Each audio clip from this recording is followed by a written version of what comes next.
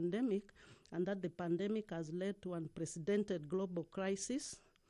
Cognizant that the government, non-governmental institutions, well-wishers, and health authorities globally have joined hands and put in place a number of measures to contain the pandemic, mainly through travel and behavioral restrictions, provision of necessary protective facilities, equipping existing health facilities, availing resources and providing necessary assistance and information, appreciating the policy measures and interventions being undertaken by the government through the Multi-Agency National Emergency Response Committee of Coronavirus, led by the Ministry of Health, to contain the spread of the pandemic and cushion Kenyans against its social and economic effects. Further cognizant of the legislative measures proposed by the executive, including the establishment of COVID-19 fund, the reduction of the value-added tax, among others, and further appreciating the role of the National Assembly in taking necessary legislative interventions and offering the necessary political and legislative support whenever required. Now, therefore, this House resolves to laud and appreciate the government of the Republic of Kenya for the action and policy measures undertaken so far in combating and spread of virus and addressing the economic effects of the virus in the country to cushion ordinary Kenyans from its effects. So indeed, there is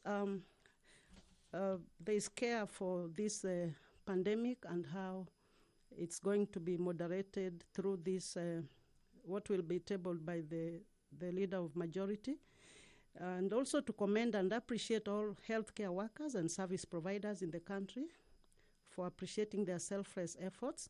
And members are already seated in the chamber, in the lounge, in the tents, social distancing, and ready to execute the business for the day.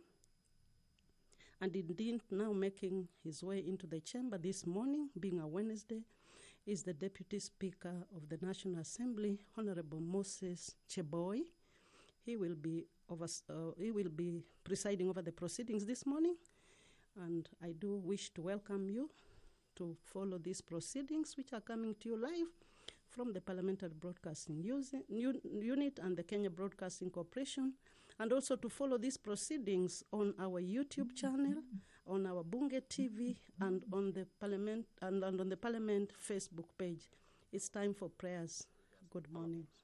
For the welfare of society and the just government of the people, we beseech you to behold with your abundant favor as your servants, whom you have been pleased to call to performance of important trust in this republic. Let your blessings descend upon us here assembled. Grant that we treat, consider all matters that shall come under our deliberations in so just and faithful a manner as to promote your honor and glory and to advance the peace, prosperity, and welfare of our country and of those whose interests you've committed to our charge. Amen.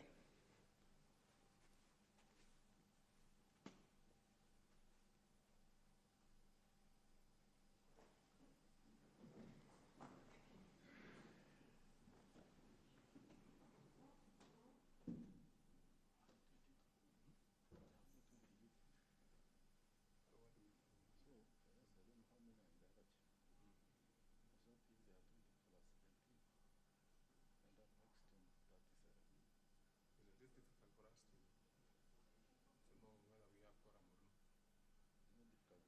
know whether we have quorum or not. It's not difficult because we only consider this and the next thing. And the other. Others we don't consider. I think we should proceed. We should proceed. Okay. Because if we want us to do quorum, it will be quorum of the 50 who are in the house.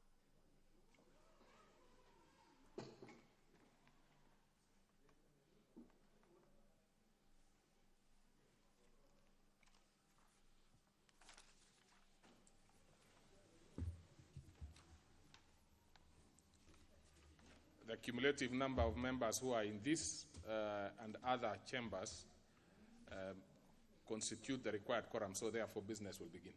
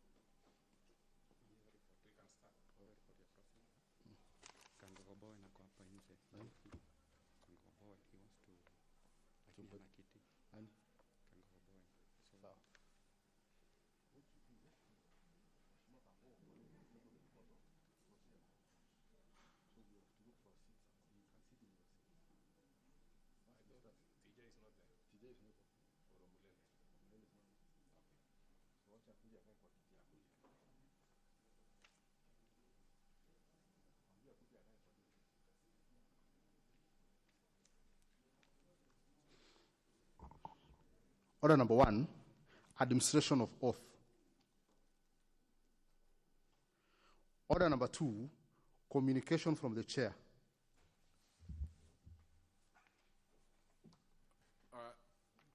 Who is this member who, can you kindly take your seat? I want to. Is that the member for Marsabit? Okay. You'll have to hold there briefly. Honorable members, I have a communication. Honorable members, you are aware that the second reading of the Public Finance Management Amendment Bill, National Assembly Bill number 2 of 2020, is scheduled to commence today, this morning, as order number 9. Before the bill is considered for second reading, I wish to bring to the attention of the House the following information. Honorable members, I have since received a letter from the leader of Majority Party requesting my consent to withdraw Clause 3 of the bill. In this letter, the leader of Majority indicates that he has since been advised that the amendment, which proposes to amend Section 50 of the Public Finance Management Act 2012, may be deemed to contravene the provisions of Article 211 of the Constitution regarding the process of approval of borrowing by the national government. Honorable members, I have since acceded to the request. This implies that the bill will now proceed to the second reading and other stages without making reference to Clause 3. Thus, the bill should be dealt with as if Clause 3 was not part of it. I thank you.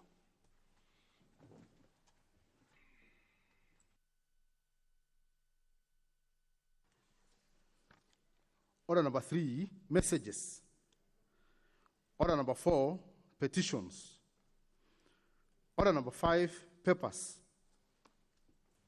This particular order, we have the leader of Majority Party.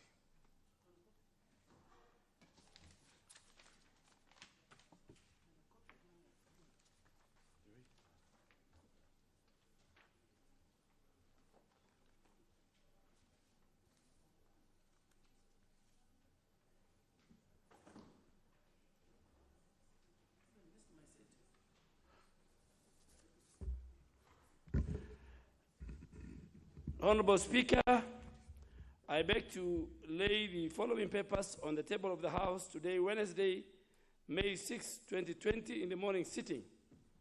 Number 1, the legal notice number 37 of 2020 relating to the public procurement and asset disposal regulations and its explanatory memorandum from the National Treasury. 2, the 2020-2021 financial year annex of the estimate for state corporations for the financial year ending 30th June 2021 from also the National Treasury. Number 3, supporting documents for the budget of the financial year 2020-2021 from the National Treasury on A, the budget summary for the fiscal year 2020-2021 and the supporting information. B, the estimates of revenue, grants, and loans for the fiscal year 2020-2021, and finally, the financial statements for the fiscal year 2020-2021. Very well. Next will be a member of the Procedure and House Rules Committee. I believe that should be Honorable Kangogo Bawin. Honorable Speaker, I beg to lay the following papers on the table of the House today, the Wednesday, May 6, 2020. The fourth report of the Procedure House Rules Committee on amendment to the standing orders to facilitate virtual sittings of the House and its committee. Very well. So we go to the next order. Order number 6, notices of motion. Again, Honorable Bowen.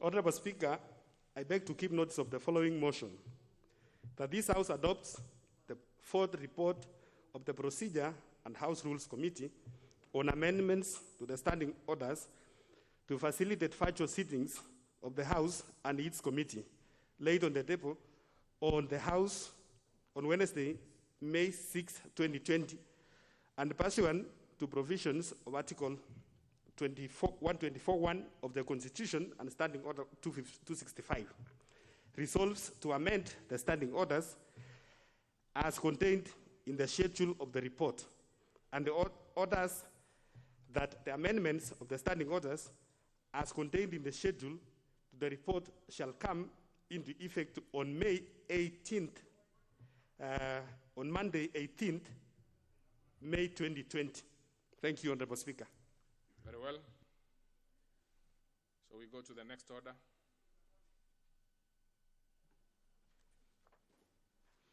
Order number 7, questions and statements. In this particular order, we have Honorable Sabina Chege. Is he in the House?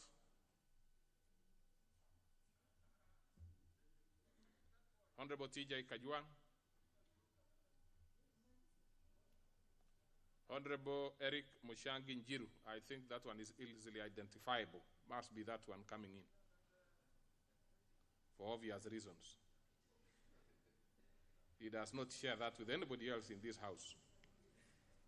The member for Runyenjes, now you have the floor. Thank you, Chair.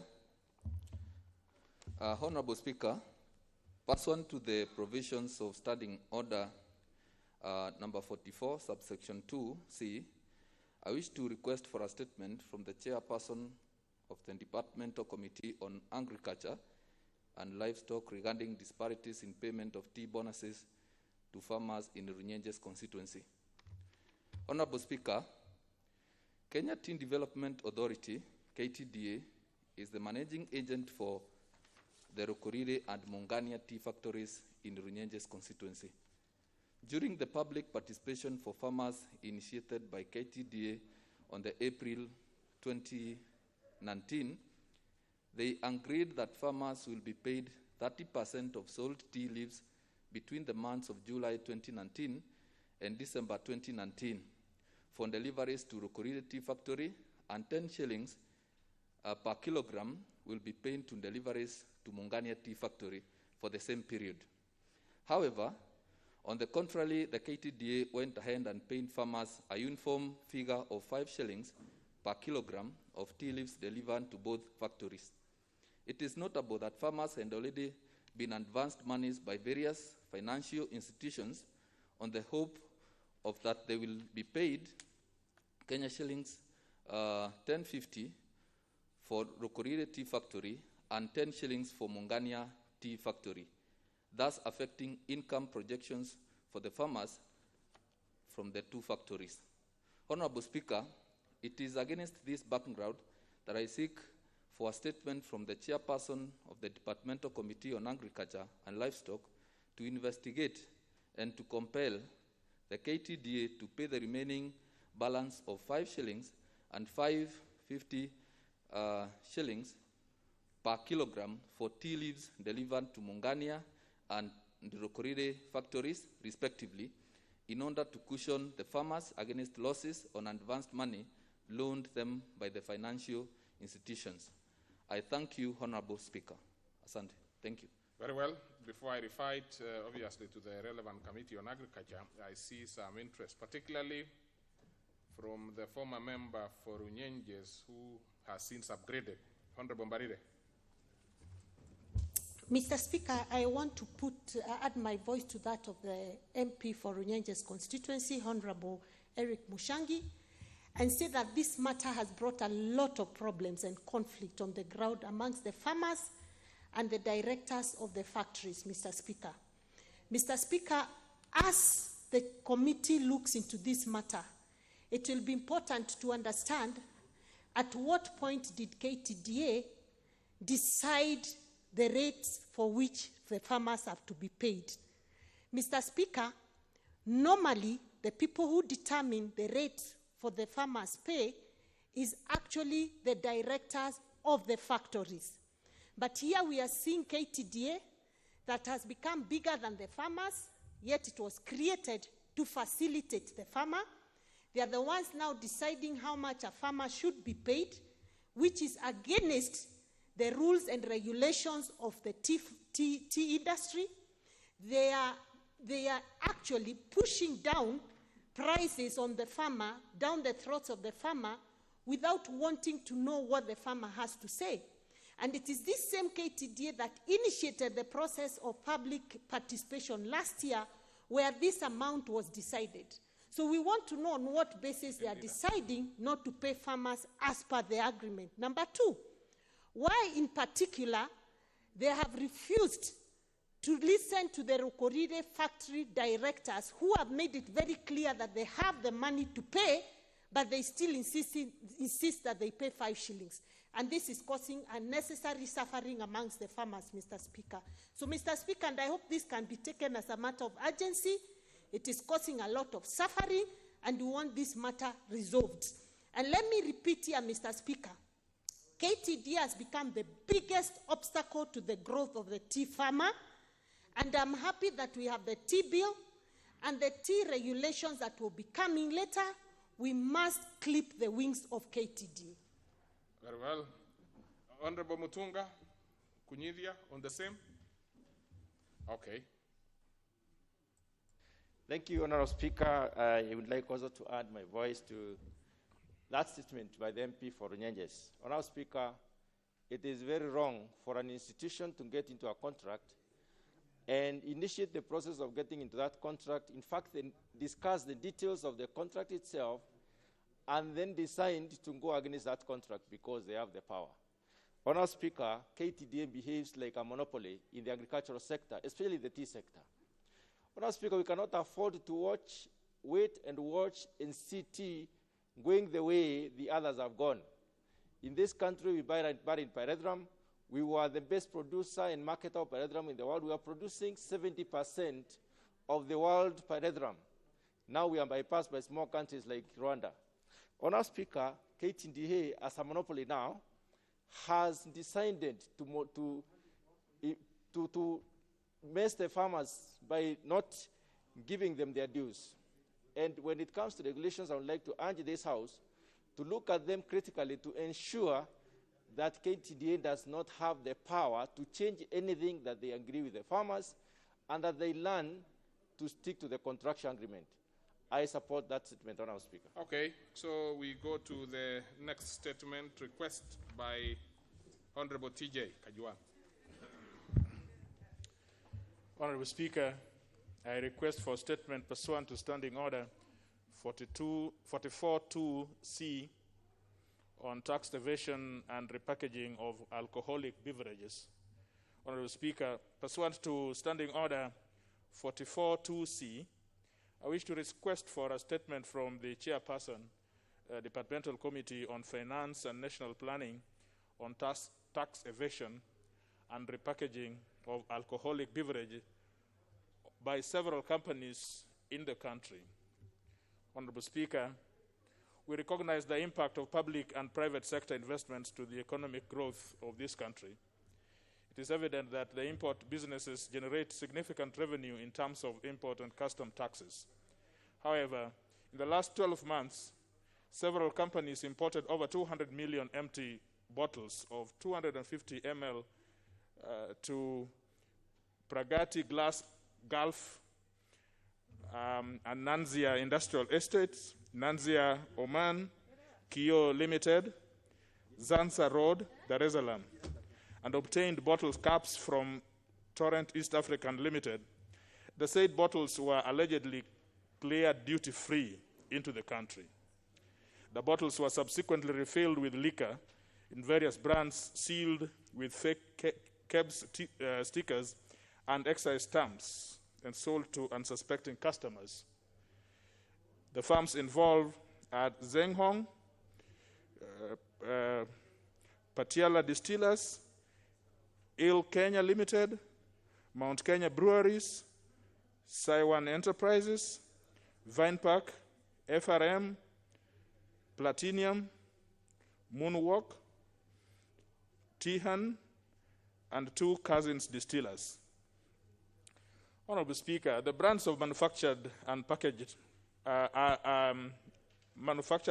by these companies with fake Kenya Bureau standard stickers and excise stamps are invariably low-cost products with very high percentage alcoholic content, sold mainly to low-income earners, mostly youths.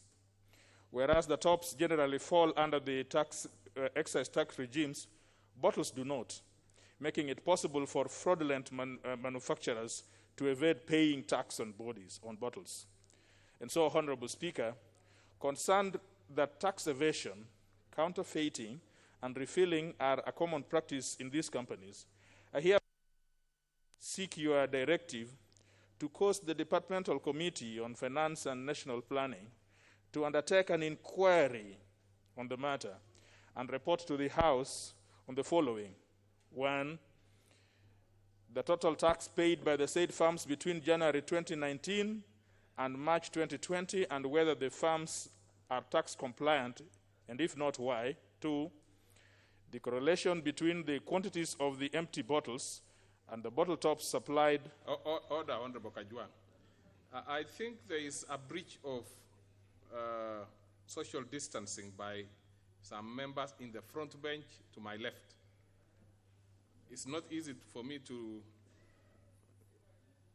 That is the member for Homa Bay, and I'm not so sure whether the other one is the member for. That is Junet. I mean, you must sit in designated areas. Where Honorable Gladys is not the correct place. And I can see there are some chairs which are empty.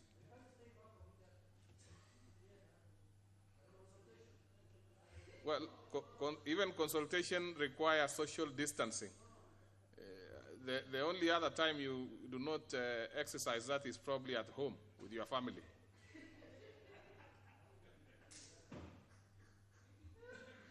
There are several seats that are vacant.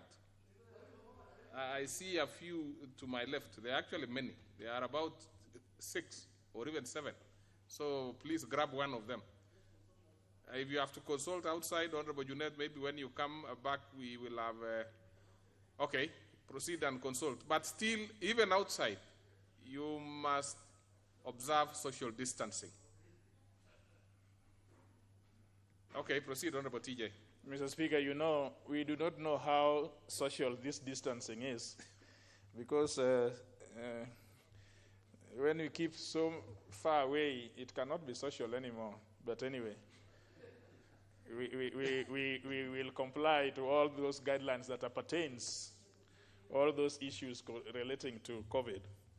Mr. Speaker, Roman 2, in the correlation between quantities of empty bottles and bottle caps supplied to or imported to the said firms, and the amount of tax paid for the period. Roman 3, whether the said firms and all their directors have been involved in tax evasion in the past, and if so, what actions has been taken against them? 4, what measures have been taken to ensure that all importers of such consignment pay the necessary taxes without failure? And what steps the Kenya Revenue Authority has taken to stem the vice, recover the lost revenue, and deter the said firms and others from engaging in tax evasion and scheme? And last, what action has the Kenya Bureau of Standards taken to ensure that the counterfeit goods are not sold to unsuspecting citizens? I thank you, Mr. Speaker. TJ, you asked me to go the direction of an inquiry. I do not know whether I want to do that. Probably, I mean, if it went the normal route of the statements, where once they are doing whatever they are going to do, they, bring the minister to the meeting and you be present, I think that will suffice. Well, because Mr. Speaker, I may have used the words undertake an inquiry. If you are to go the direction of an inquiry, I think the approach would be different.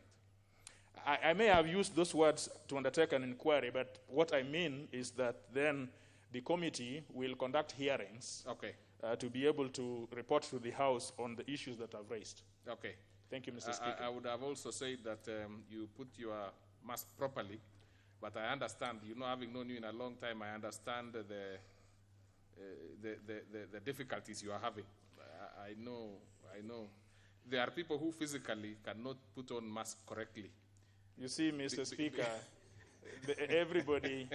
everybody has a different physiology. I tell you, and some of us have problems with big noses, and in your and big noses don't fit very well with the standard. And in your case, Honorable TJ, I've seen that nose for a very long time, since the 90s. Now, that one, of course, will be referred also to the relevant committee, together with the previous one. The one by Honorable Mushangi, which would be going to agriculture. Now, we will go next to Honorable Sabina Chege.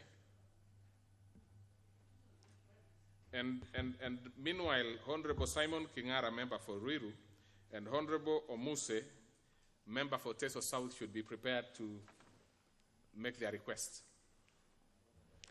Thank you, Mr. Speaker. Honorable Speaker, pursuant to Standing Order number 44, 2C, I wish to request for a statement from the Chairperson, Departmental Committee on Trade, Industry and Cooperatives regarding the elapsing of exemption of inspection of drugs into the country. Honorable Speaker, the Gazette notice stipulating the new rules outlined that Kenya Bureau of Standards will no longer inspect goods entering Kenya market without a pre-export verification of conformity to standards, popularly known as PVOC. This elapsed on 15th April 2020. This is therefore, poses a big challenge to the healthcare sector, especially at a time when the country is grappling with the burden of COVID-19 and other non-communicable diseases such as cancer. Honorable Speaker, it's against this background that I seek a statement from the Chairperson, Departmental Committee on Trade, Industry and Cooperatives to consider the extension or to give the current status of inspections of drug into the country. Mr. Speaker, as I mentioned, elapsed on 15th of April 2020. I thank you, Honorable Speaker. Which committee did you intend to have this statement committed to? Trade. Trade? Yes. Because it looks like there are also quite a lot of things that deal with the health, which you chair. But now, since it is going to trade, this is for trade. That is committed to that particular committee. Next is Honorable Simon Kingara. Is he in the House? Yes, please take your shot.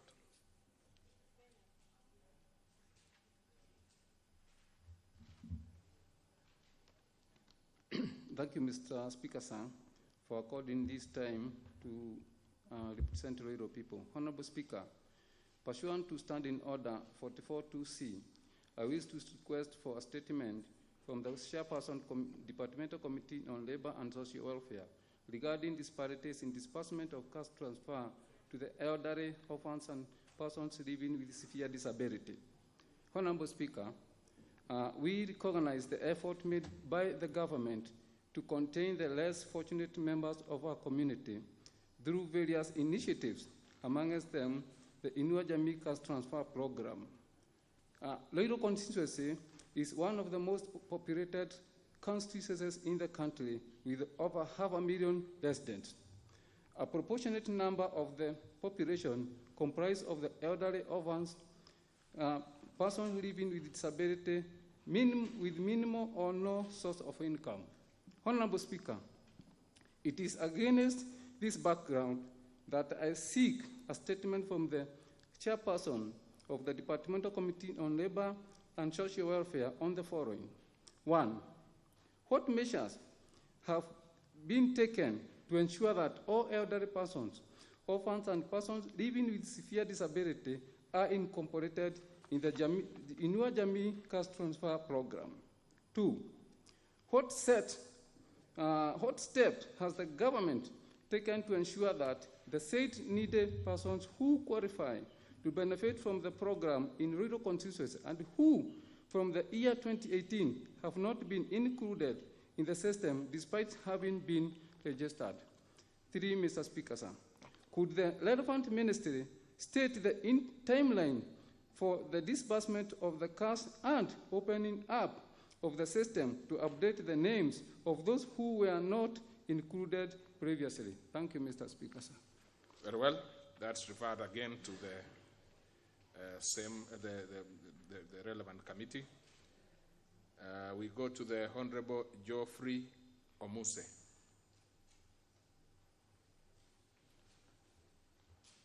Doesn't seem to be around, so will be asked another in the next sitting. So now we go to response by the Departmental Committee on Administration's Chairman to Honorable Paul Koinange to the request by Honorable John Kiari, a member for Dagoretti South. Honorable Koinange, you are ready. Can I proceed? Yes, please. Oh, okay. Yeah, thank you, Honorable Speaker. Honorable Speaker, I wish to make a statement regarding the death of Peter Gashero. Honorable Speaker, the Member of Parliament for Dagoretti South constituency, Honorable John Waweru, has requested for statement regarding the death of Peter Gashero from Kawangware. He particularly sought to be informed on the following. A, the actual cause of death of Mr. Peter Gashero and whether the death was a result of use of excessive force by officers. B, whether there is any ongoing probe into the death. C, the steps that the government has taken to identify the killers. D, the steps that the government has taken to ensure the family of the deceased is compensated, noting that deceased was the family's breadwinner. E, measures that the government has put in place to ensure that lives are not lost through brutality as a result of excessive use of force by security officers. Honorable Speaker, I wish to state as follows. Mr. Peter Gashero was taken to Salaya Medical Center on 3rd of April 2020 by a Good Samaritan after he had sustained injuries. However, he succumbed to these injuries on the same night. The postmortem report indicated that the deceased died as a result of injuries sustained at the back of the head. Honorable Speaker, the government is, however, not aware that police officers deployed to maintain law and order on the material date used excessive force. The case is pending under investigation. Honorable Speaker, the death was reported to at Kabete Police Station subsequently. The Office of the DCI immediately commenced investigations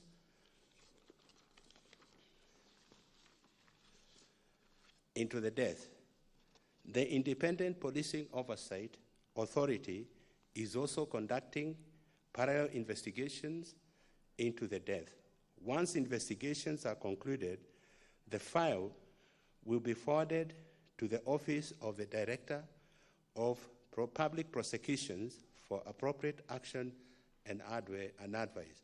However, the government has no plans to compensate the family unless by order of court with competent jurisdiction. Honorable Speaker, the government has taken elaborate measures in ensuring that the security officers do not use excessive force when executing their mandates. These, among others, include A, all officers of the National Police Service are conversant with provisions of the 6th schedule of the National Police Service in regard to conditions as to use of force while in due execution of their duties. B, the National Police Service Commission has been spearheading a wide range of police reforms which are aimed at transforming the institution into a service which will serve the public in accordance with the law. C, police officers have been introduced to various forms of training, including training on human rights and public relations. D, the service has adopted a multi-agency approach in crime management, which has had a positive impact in service delivery and efficiency. Independent bodies such as Independent Policing Oversight Authority and Kenya Human Rights Commission have been established to check on the excesses of the service with individual officers who have been found to have abused their powers and mandate taken to court for prosecution. And Honorable Speaker, with your permission, I want to report. For the last 2 weeks, we have actually visited 15 police stations in the Nairobi Metropolitan. And I want to assure this House, police officers, they are doing their best not to harass the public. We had only a few cases where they have been reported to IPOA. Thank you, Honorable Speaker. Honorable Koinange. And I do not know whether yes, what is it, leader? But Honorable Koinange, please take some seat in here. Probably you take that one. And as you do that, there are quite a number of seats which are vacant, which I now, since 30 minutes are over, as per the Speaker's order, should be filled. That is seat number 311, 197, 118, 224, 279, 297, 331, 269, 81, and 59. Okay, leader of majority, and then I will give that member at the very end. And I do not know whether the Honorable Kiaria is in here. Okay. Mr. Speaker, I want to thank Chairman Koinange for that good statement. Chairman, I think this House is a house that represents the people of Kenya. The issue of police brutality, Mr. Speaker, is there every night on televisions.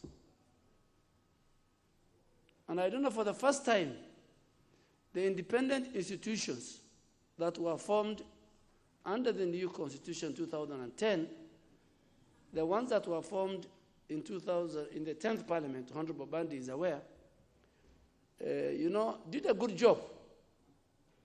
But the current ones we have, talk of IPOA, talk of the internal division of the police, the internal division of the police, talk of the Kenya National Human Rights Commission. The question that was asked is the circumstance under how this gentleman died. And we wanted an answer that, I'm sure the DCI moves with fast. Is one office that I can say that when a matter is raised, the culprits are apprehended within 24 hours. So I think, Chair, you need to be very, very firm. A lot of Kenyans across, from the lake to the desert, to the coast, to Nairobi, you saw the demonstration of, I think, where a body was taken to Muthaiga police station. Instead of receiving that body, the mourners and the people who were there were tear gassed. What is wrong with that OCPD, OCS of Muthaiga, allowing these people to come in, ask their representative, and ask what happened? They were tear gassed, they were chased. So I think there's a lot that the police needs to do. And I think the chair and the committee, they need to move. And I think there are a number of commissions. IPOA, I think, to my satisfaction, the men and women who are in IPOA, we have approved you. We did not approve you to be an appendix to be part of the government, to be part of the police, the National Police Service. You are an independent body. We did not prove you to be part of, the executive. You're supposed to check. The Inspector General of Police is an independent office. The Inspector General of Police is not part of the Ministry of Interior. He's supposed to work with, but he cannot take orders from other people. So I think these bodies, these individuals who have been given independent offices must give a verdict that can counter-check what the police say. The police cannot check themselves, particularly on the death of this individual. And I'm sure members will agree with me. We sit on these chairs to represent the people of Kenya. We don't sit on these chairs to represent anybody else. So I think, Chairman, every night if you open the television, from Western to everywhere, there are people who are in one way or other brutalized. You saw the story of Mr. Speaker. A policeman walks to a couple in one-bedroom house and says, "Why are you not wearing a mask?" inside their room. And he's removing the wife and the child. You have seen, Chairman, that the cessation pronounced by the President, the cessation of movement, and that's why this COVID-19 is moving. The cessation of movement, apart from the essential people who are allowed to move, other people are moving. Why? They are bribing the police. So I think, Chairman, we need to go, but finally we need to find out why there is more brutality on the innocent citizens of this country by the police. That end, I do not know. Is that Honorable Pukose from the shape? Yes, proceed. And let's be brief so that I can give a few more members. Thank you, Honorable Speaker. Honorable Speaker. I can see there is a lot of interest. So each member would be taking, just make a direct comment, and then we can proceed. Thank you, Honorable Speaker. Honorable Speaker, I want to thank the chair of the committee. But the report actually fell short of explaining what type of injury Mr. Gachagua had, because he only talked about, I want him to be very clear, he talked of an injury to the back of the head. But you need to tell us what type of injury is it? Is it a penetrating? Is it gunshot wound? Is it a blunt trauma? Because police have been known to use various forces. Either they are doing executions of people, shooting them. So was this person shot? 2, was he also beaten by maybe a rungu or that kind of thing? Honorable Speaker, as we speak today, people of Kariobangi ward were affected, about 5,000 families, and they are sleeping hungry during this COVID issue, and they are worried whether police are actually going to brutalize them, because these are people who are now exposed. Okay. And therefore, I think this is something that the chair needs to be very clear. What type of injury? Was this person shot? Was he what type of injury he was injured? Okay. So I need him to clarify that. Minority leader. And then I'll go to the end there, then come this way. Thank you, Mr. Speaker. Mr. Speaker, the cases of violation of human rights by the security, our police services, in fact, it's not supposed to be a force. We changed it to a service. It's in the rise. It's on the rise. And Mr. Speaker, this is something that cannot be taken lightly. As I appreciate and congratulate the chair for the statement, I am at a loss, really, because the chair is a fellow member of parliament as us. The only thing that probably we want to ask the chair to do on our behalf is to be a little bit more hard on the government organs and government agencies. When you are told that there's going to be, that investigation is ongoing, who exactly is conducting this investigation? Because if it is the same police which is being suspected of having committed the crime, they certainly cannot conduct independent and factual investigation.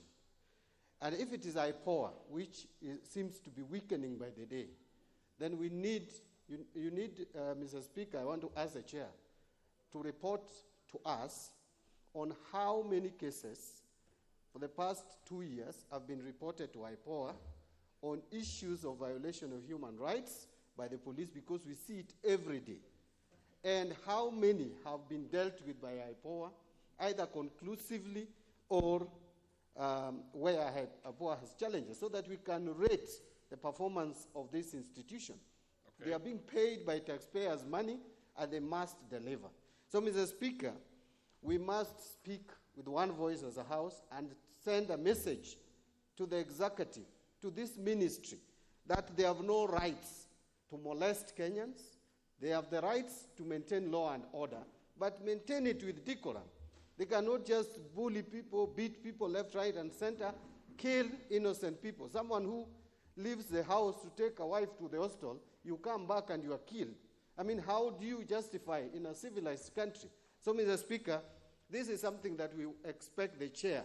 And Mr. Speaker, the chair should understand us, that we are not being hard on him. We are just telling him that he represents us. He's the one who is chairing the committee that deals with these ministries. Please do it on our behalf. Thank you, Mr. Speaker. Remember there? Then I'll come this way and then come this direction, starting. We will pick. So let's start from there. And who is that member? Bamachoge Borabu. No, it's difficult to trace you. Yes. Thank you, Mr. Speaker. Mine could just be to react to the report that has been presented, and I want to thank the chair for giving us that brief report. Listening to what has been coming on the part of the police, Mr. Speaker, I want to say that we seem to be dealing with an institution that has already decided what to do and how to do it. My intervention could be that the bodies that oversight the police are using public funds to be in existence. Why don't they be demanded to give conclusive reports on all the bending and investigation cases that affect the rights of the common people? Okay. We have seen police commit or are said to have committed a number of incidents. The case of this young man who was found out at night in Isili, or was going to help himself. The many innocent people are beaten because they are carrying their grievances to the police. Okay. I make the cases please, that we really need. Let's be brief, members. Mr. Speaker, I want to say that we need a comprehensive strategy review of why the police are not making a difference. Thank you, Mr. Speaker. Okay, Honorable Member for Mavoko.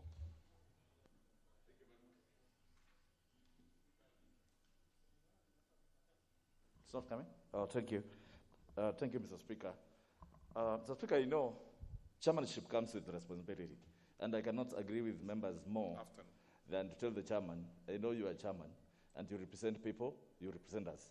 There is no way you can go to bed with these people. Everybody, every Kenyan knows that the police brutality in this country is at its highest peak. Mr. Speaker, it is very annoying when you see a policeman stop you in your car and ask you why you are not wearing a mask, and you are alone. Mr. Speaker, we have seen people maimed, and I'm agreeing with the leader of majority that IPOA is dead, the IG is not even independent, he thinks Matiang'i is his boss. I think he should stand up and work for his office. He should realize that he's independent. Mr. Speaker, I think the police fraternity must be taken regular checks of their status of their mind, because I think some of them might be mad and they are still in the service. Mr. Speaker, we must address this issue very seriously. Yesterday, when I saw people of Kariobangi being beaten like they are not Kenyans at this time of COVID, yet we are fighting COVID, as if we are promoting it. Mr. Speaker, there is no way now you can tell me that the people of Kariobangi North have not spread that COVID amongst themselves because there was no social distance, there was no nothing. I think we should protect Kenyans by all means from police brutality. Okay. Commissioner. Thank you, Mr. Speaker. Mr. Speaker, I want to thank the chair of the committee for bringing a report. Mr. Speaker, you can see the structural deficiencies in our constitution. And this is why in the next parliament, the person who will be responding to these questions must be a member of the executive, because you can imagine the chairman who is not a member of the executive, who is a member of parliament, is now tasked with the responsibility of information. That is also very difficult. Secondly, Mr. Chairman, Mr. Speaker, we must not be seen to be condemning the entire police service members, because there are over 100,000 members of the police force. They are criminal responsibilities individual. There are members within the service who are bad. There are other members who are doing exceptionally good job. And therefore, what we need to ask both the IG and the Independent Police Oversight Authority is to weed out the bad elements within the police service, and instead of condemning the entire police service of 100,000. And thirdly, Mr. Chairman, Mr. Speaker, I know over the last few years, for those of us who come from a northern frontier district, there has been a tremendous improvement. Actually, we see there is a bit of improvement even the way they do it. In the past, they have been more brutal. I think what we need to do right now, because we are tasked with the responsibility of giving them budget, it is the high time now we empower those other institutions so that we have a properly trained, properly managed police service, so that those burdens within the police service are weeded out, and we deal with them and they carry their criminal activities as individuals. Okay. Thank you, Mr. Speaker. Honorable Wangari. Thank you, Mr. Speaker. I joined the House in thanking the chairman for that report. I remember sometime last session, I followed a question when a Meru University young man was killed. And what followed with the chairman and the IG and the IPOA is ping pong. And I hope that, Mr. Chairman, this time he can be able to not only give the proper cause of death, but also the timelines in terms of investigation. How long will this investigation take? Because what I've seen the IG hide under is that something is under investigation. It took a lot of ping pong for that specific officer to actually be apprehended and to be interdicted. So even this time, let us not hide under just investigation and give the way forward in terms of timelines. How long will it take to actually take action on the said officer or officers? Okay. Thank you, Mr. Chair. I think we should also be telling Kenyans to follow the law. It is proper to, they must follow the law. So that as we ask the police to follow the law, the citizenry must also be following the law. So I think we have really ventilated quite a lot on this. The rest we can have it in other matters that are coming ahead. So let's proceed to the next order.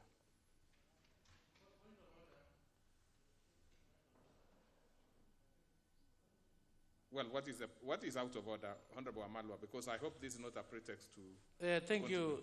Thank you, Mr. Speaker. Mr. Speaker, I'm rising to seek your direction. Last week, Mr. Speaker, I requested for a statement from the Chair of Health pertaining the dismissal of Dr. Joel Tomia from Cambridge. And she was to report today, Mr. Speaker, so please kindly. I am confident that this is just part of today.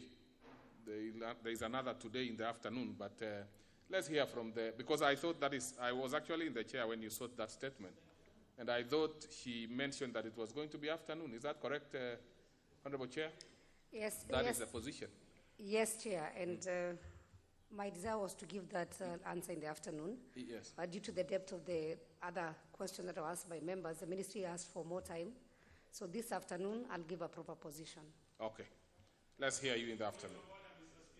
No. Out of order.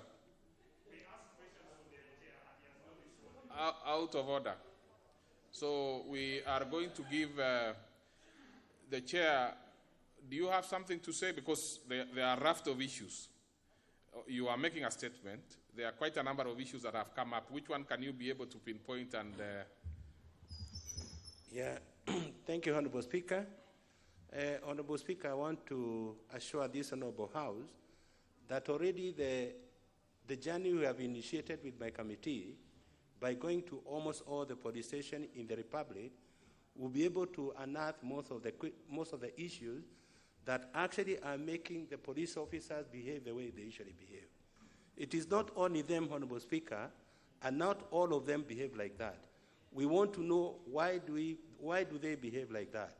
Last year, Honorable Speaker, we gave some money for about 9 mental health centers for National Police Service, so they can be able to take care of the police officers.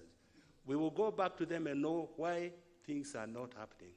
So, Honorable Speaker, I want to assure this House I'll follow all these issues with the police service and make sure that they are addressed and the people of this nation will feel that they're served by utumishi kwa wote. Thank you, Honorable Speaker. I definitely know that members will not be satisfied with some bit. There were some specific and direct questions, like what kind of, like remember what Honorable Pukose asked and others. They asked there are members who made general statements. There are others who are very specific like that of Pukose. I don't know who else made a direct one. And the member for Gilgil. I don't know if you picked any. I have already noted in regard to the timeline of investigation and the cause of death and the way that which will be able to inform the family or the person the real what happened to death. For example, in this case, Honorable Speaker, it was actually, he was hit by a sharp element on his head. But as we speak, Honorable Speaker, I'm consulting IPOA, Honorable Kiarie, and the family, and there's already a postmortem report which has been given, so they're already doing that. I have a copy of the postmortem in my phone, and I'll give that, Honorable Speaker. You'll table it, yes. Very well, and that's well done. So we proceed to the next order.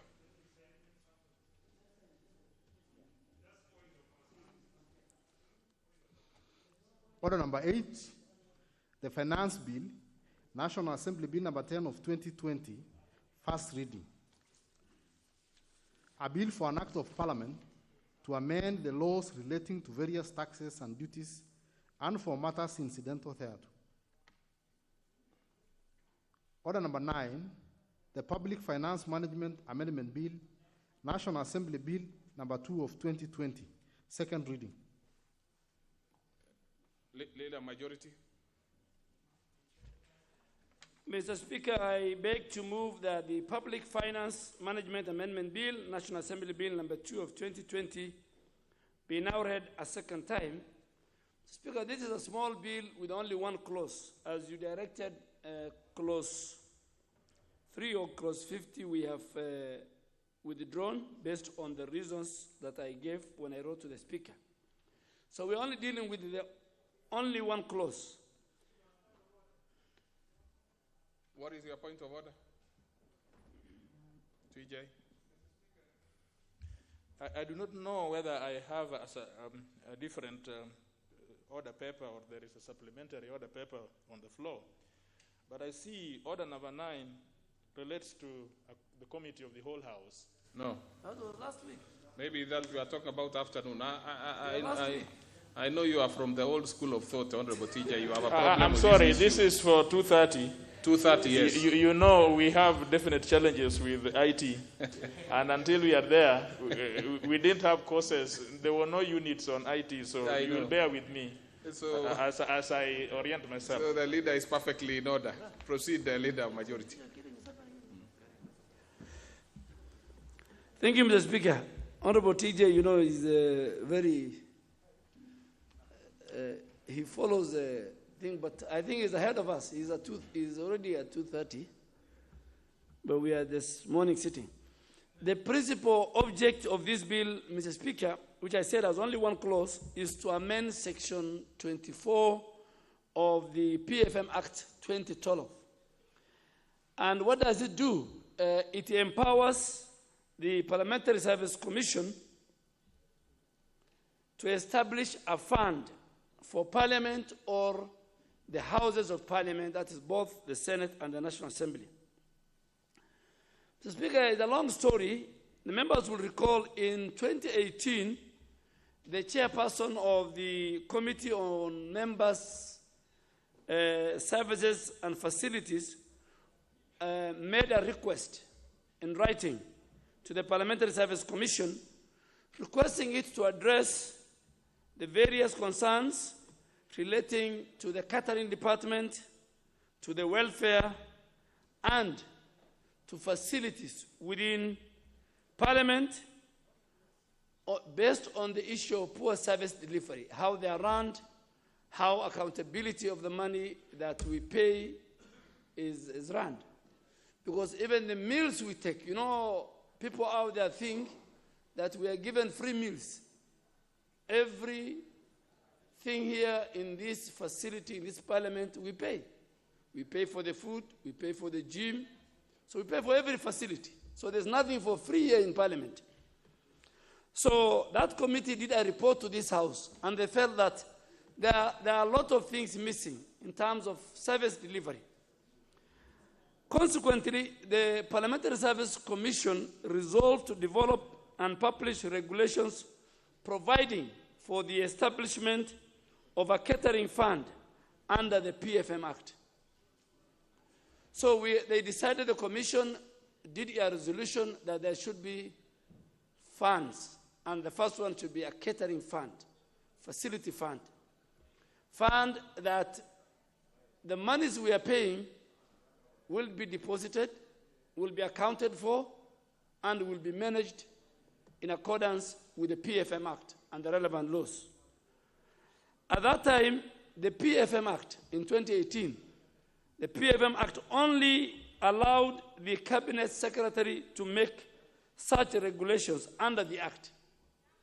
The Cabinet, and this is the Cabinet Secretary for National Treasury, is the only one empowered by the PFM Act and by law to establish fund. So it was therefore necessary to amend this Act to allow the establishment of a special parliamentary fund, including the catering fund, and to allow the Commission to publish the appropriate regulations, how these funds will be run. The Commission, who will run it, who will do the audited, accountability. So right now, for those of us who have been in Parliament for all these years, we pay for everything, but we don't get audited accounts. And that's why the committee felt, that's why we suffer poor service delivery.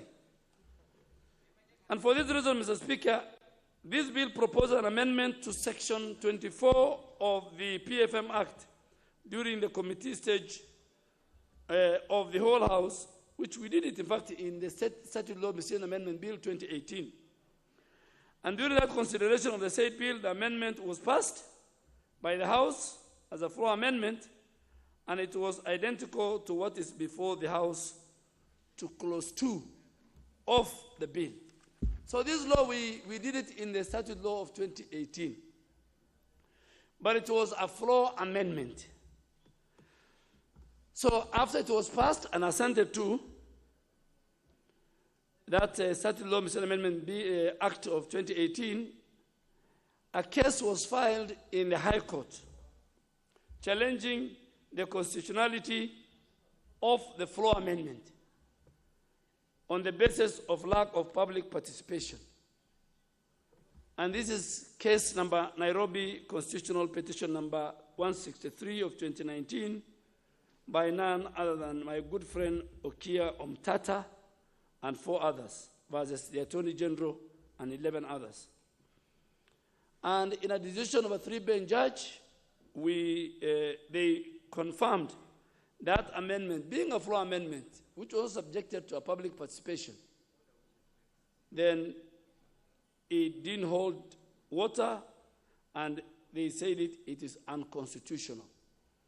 So now, what are we doing? We are now making it proper.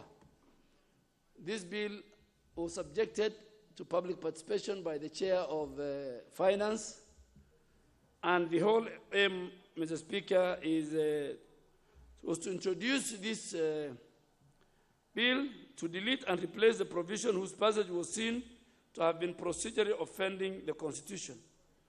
So I chose to publish now a standalone bill, which has been subjected to extensive and robust public participation, as may have been seen from the report tabled by the Committee on Finance and National Planning. And the reason for the bill is to ensure that the regulations then will be published. So once we pass this bill, then the Parliamentary Service Commission will have the powers now to publish the regulations, and this will help us establish a fund. Members don't know that even right now, everything that we pay goes back to the National Treasury. So we want to have a fund that the money we pay for facilities, whether it's gym, whether it's the food or the catering, are put in one place, are accountable, and is based on members' scrutiny. They can scrutinize and say, this is a huge amount of money. So we don't want it just to be, haphazardly managed. So we really want it to be a fund that is managed well, with auditors, with the Committee on Facilities and Welfare can follow up, and the Parliamentary Service Commission, when they are submitting their budget, they can have a section and an area that this amount that was collected this year, this is how it was audited, and then based on that, we can question why the facilities are deteriorating, why the facilities are not up to. Now we pay money. The only option we have is we don't know where the money goes, we don't know how it is used, we don't know. So this house is a house that has oversight. So it must start with itself. So it must start to oversight the resources that members pay. So that is only one clause. And Mr. Speaker, I'm sure we will not spend much time. I ask the Chair of Finance, as I move to second, just on that clause, because the other clause, as you directed, I have withdrawn based on issues raised on the Constitution.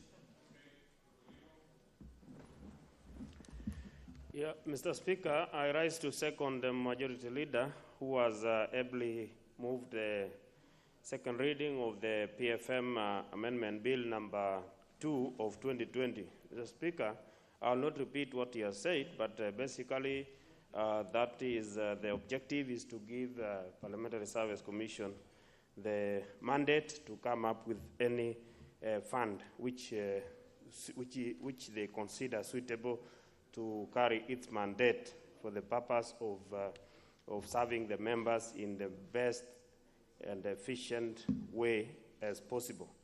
Mr. Speaker, this PFM Amendment Bill number 2 was published on the 4th March 2020 and was read for the first time on the 17th March 2020. Subsequently, Mr. Speaker, this was published in the print media on 20th March 2020 for the purpose of ensuring that all the people of Kenya are given a chance to make comments in line with the public participation requirement, which is a key in the Constitution of Kenya 2010. Mr. Speaker, we did all the processes which are required by the Constitution as pertains to the public participation, and by the time the time allocated for public participation elapsed, there was no memoranda received. That means no person in this country had any objection on this bill. Mr. Speaker, at the same time, as we were tabling our report on 29 April 2020, we had not received any comment from the National Treasury, though we wrote to them to give us their comments. And therefore, Mr. Speaker, it is deemed that the National Treasury equally had no objection, and therefore our report was tabled as per the requirements. Mr. Speaker, this bill, once enacted, will actually give flexibility to the Parliamentary Service Commission to set any fund, not limited to the catering, but it can set any other fund which will ensure that the members are served in a special way, or in an efficient way, Mr. Speaker, not a special way. Mr. Speaker, I want to say this. What is important in any fund is accountability, Mr. Speaker. And this is a house of records. And this is a house which is in charge of oversight.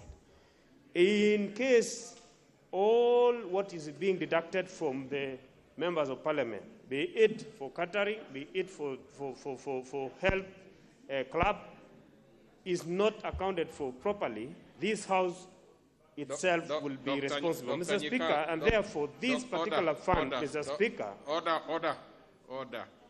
Dr. Nyikal and his team.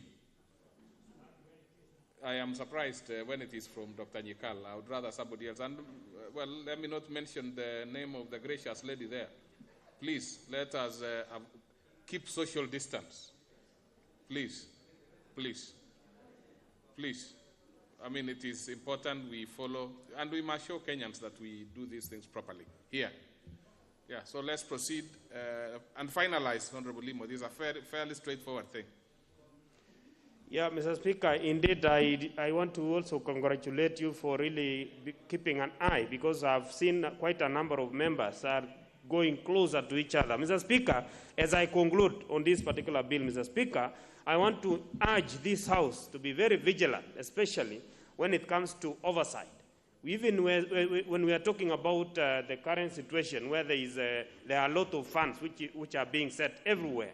In fact, even the other House, the Senate, should be very keen at looking at what the county governments are doing and setting funds for the purpose of fighting COVID. And therefore, equally, this House must measure to the task when it comes to oversighting all the funds, including the COVID fund, Mr. Speaker. And therefore, Mr. Speaker, I want to conclude by saying I want to thank the Office of the Speaker, the Office of the Clerk, and the Committee on Finance and National Planning for the logistical support during the processing of this bill. And finally, Mr. Speaker, of course, Majority Leader, who has also always supported us during this process. Mr. Speaker, I beg to second. So, honorable members, I propose the question, which is the Public Finance Management Amendment Bill, National Assembly Bill number 2 of 2020, be now read a second time. Is that the mood of the House? Yes. Okay. So I put the question, which is the Public Finance Management Amendment Bill, National Assembly Bill number 2 of 2020, be now read a second time. Will as many as of that opinion say aye? Many as of a contrary opinion say nay. The ayes have it. Next order. A bill for an act of Parliament to amend the Public Finance Management Act 2012. Order number 10, motion. Approval of the mediated version of the County Government's Amendment Bill, Senate Bill number 11 of 2017. What is your point of order, Honorable Majority Leader? Speaker, my point of order is a serious one. Mr. Speaker, I rise on a point of order to seek your guidance on whether the mediated version of the County Government Amendment Bill, Senate Bill number 11 of 2017, and the mediated version of the County Government Amendment Bill number 2, Bill, Senate Bill number 7, are proper before this House. Mr. Speaker, these are pertinent questions that need to be answered before this House proceeds to approve the mediated version of the 2 Senate bills. And Mr. Speaker, from the onset, allow me to note that although our standing orders, in particular, Standing Order 87, subsection 5, prohibit us from criticizing or calling to question the proceedings in the Senate, the standing order allows any member, including myself, of this House to debate. Speaker, what is going on there at the back? Honorable Leader of Majority, I agree with you totally. I think today, and they're consulting the vernacular. Today, the Honorable Wanga is not interested in distancing at all. She has actually held several meetings in chamber now, and she has just come in from a very long consultation with a minority whip. Now, I do not know, because it is interesting. You are dealing with people from Nairobi, from Kisumu, and the neighboring counties. Let us listen to you. I had actually decided to keep off that particular meeting until, of course, you decided to consult loudly. Now, proceed, the Honorable Leader of Majority. So, Mr. Speaker, our standing orders allow any member of this House, including myself, to debate on the structure and the role of the Senate. Speaker, in this regard, allow me to refer to Article 123 of the Constitution, which is very clear on the manner of voting in the Senate. And simply put, Article 123 of the Constitution provides that voting on a matter before the House is done by elected senator or nominated senator of a respective county having been delegated to vote on behalf of a delegation. However, as you are aware, Mr. Speaker, the Senate is said to have recently adopted rules of procedure that allegedly fall outside the scope of Article 123 of the Constitution by allowing the concept of proxy voting.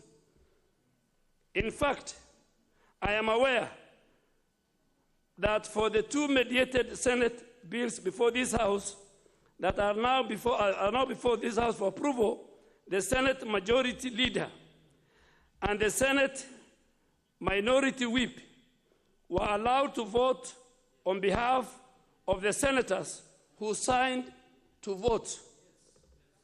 This is indeed quite absurd, Mr. Speaker, and unheard of anywhere in the world, in any parliamentary jurisdiction I'm aware of.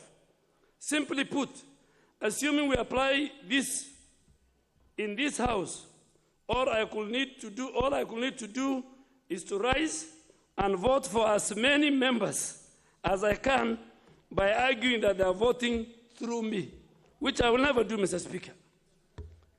This is not only a strange and unknown procedure to the Constitution, but it is tantamount to erasing. It is tantamount to erasing Article 123 of the Constitution and assuming it does not exist in regard to the Senate. Mr. Speaker, therefore, if this absurd procedure was used in respect of these two mediated Senate bills, how then can we proceed as a House to approve the same today? Undoubtedly, what is tainted by illegality cannot be legal at the end. Mr. Speaker, what I'm raising in this House is even more fundamental, noting that the County Allocation of Revenue Bill 2020 will be brought before us for consideration, maybe this afternoon. If the same proxy voting will be applied, it means that the senator for Garissa, where I come from, Senator Haji, or any other senator will not vote to decide the amount to be allocated to their respective counties. A proxy will raise and purport to vote for all counties. In fact, two senators, being the majority leader and the minority whip, can vote for all senators. Then you will have done away with at least 45 senators. So only two of them voted against the 55 senators. It brings to question the import of Article 96(1) of the Constitution, which defines the Senate role as being to protect and represent the interests of counties. Mr. Speaker, it is for these reasons that I seek your indulgence and guidance on the legal and procedural propriety in terms of Article 123 of the Constitution, of the mediated versions of the County Government Amendment Bill, Senate Bill number 11 of 2017, and the mediated version of the County Government Amendment Bill number 2, Senate Bill number 7 of 2017, before this House proceeds to approve the two senators. Mr. Speaker, I also want to table the proceedings of the Hansard. I'm not a madman. I did my homework last night. And I have the Hansard. And of interest, Mr. Speaker, It's page 29 of the Hansard of the Senate, page 30 of the Hansard of the Senate, page 32 of the Hansard of the Senate, and more so, and I want to read page 34 of the Hansard of the Senate of that day deliberations. And I read, Honorable Speaker, that is Honorable Lusaka, we shall now proceed to vote by roll call. The clerk at the table will call out names. The Senate Majority Leader and the Senate Minority Whip will vote on behalf of senators who signed to vote. This is the answer, Mr. Speaker. So, Mr. Speaker, we need guidance. We cannot make an illegality. So with this, Mr. Speaker, I table and ask for your guidance. I table the answer. Before I give any guidance, I want to look at because it's a very serious issue, I want to look at the Hansard, those particular people, but I'll give a few members to ventilate, starting with the minority leader, then we'll go to the deputy minority whip. Then I'll come this direction. I do not seem to see any interest from this other side. Thank you, Mr. Speaker. Mr. Speaker, the majority leader has raised a matter that is so fundamental and that goes to the core of the democracy in this country. And Mr. Speaker, I agree that is really a shock that really transpired in the Senate. And if the Hansard has captured the same, then to me it's a very sad moment. Because there is no way, Mr. Speaker, that people of Homa Bay will have their votes cast by a senator from Kakamega. That cannot happen, Mr. Speaker. If at all the senator from Kakamega voted for the people of Homa Bay, it is unconstitutional, it's undemocratic, it's unrepresentative. But, Mr. Speaker, my concern is where this matter is raised by the majority leader. And with all due respect to the majority leader, Mr. Speaker, the procedure of enacting laws in this country is very clear from our Constitution. And it says that where the two houses approves different versions of the bill, then that bill goes for mediation. And in the process of mediation, we have equal number of representation, both National Assembly and the Senate. And the Committee on Mediation agrees on a mediated version of the bill. And that mediated version would be introduced in both houses simultaneously and to be dealt with simultaneously. So, Mr. Speaker, even if the Senate has not followed the correct procedure to deal with the mediated version of the bill, the National Assembly is blind to that fact, in my view. We have to deal with these mediated versions of the bill, and the Senate also deals with it. If they pass it through whichever method, flawed or otherwise, that is their business. It is our business to pass it procedurally in the National Assembly. And it will be upon the people of Kenya, and a majority leader is one of the people of Kenya, who can challenge the process in the Senate. But, Mr. Speaker, I find it a bit inappropriate for us as National Assembly to stop discussion on a mediated version of the bill. What we expect is the report from the various mediation, our representatives in the mediation committee, the chairs or the vice chair or whoever is leading or was leading the members of the National Assembly in these mediation committees should report to us what they agreed on. We deal with it procedurally as a house that respects the rules and procedures. Let the Senate that does not respect the rules and procedures deal with it unprocedurally. But as a house, Mr. Speaker, I just want to put it on record that there is nothing that would stop us from discussing the mediated versions of these two bills. Mr. Speaker, I rest my case. You say you want the House to be blind to whatever proceeding happens there. How about when we have now been informed? What happens? What would be your take? It was fine before we knew. But now it's before the House and it has Mr. to be... Speaker, you know, I still stand by my position. Why? Mr. Speaker, what we are dealing with is not a bill from the Senate. We are dealing with a report from the Mediation Committee. If the report was to go first to the Senate, then comes to the National Assembly, then it would be a different story. We would argue that because the process was not followed there, then we cannot deal with it. But what we are dealing with is a mediated version of the bill which was taken to the Senate and brought here. So we deal with it. Okay. Let the Senate also deal with it. Mr. Speaker, let's hear the Dr. Wamalwa, member for Kiminini, and my Deputy Whip. I'll come back to you at the end, Leader. Thank you, Mr. Speaker. Mr. Speaker, this is a serious matter, and I was watching TV yesterday when the Senate was was doing their business, Mr. Speaker, and I was very perplexed, Mr. Speaker. Mr. Speaker, the process is very critical in determining an output. If the input, Mr. Speaker, is illegitimate, it is obvious the output is legitimate, Mr. Speaker. The process that was used by the Senate, Mr. Speaker, was fraudulent. And it goes without saying, Mr. Speaker, that the output is fraudulent as well. And it's not just on the mediated bills. All the bills, the process must be followed to the letter, Mr. Speaker. Parliament is a house of records, a house of traditions. There are do's and don'ts, Mr. Speaker. We follow the Constitution, and we have the standing orders, Mr. Speaker.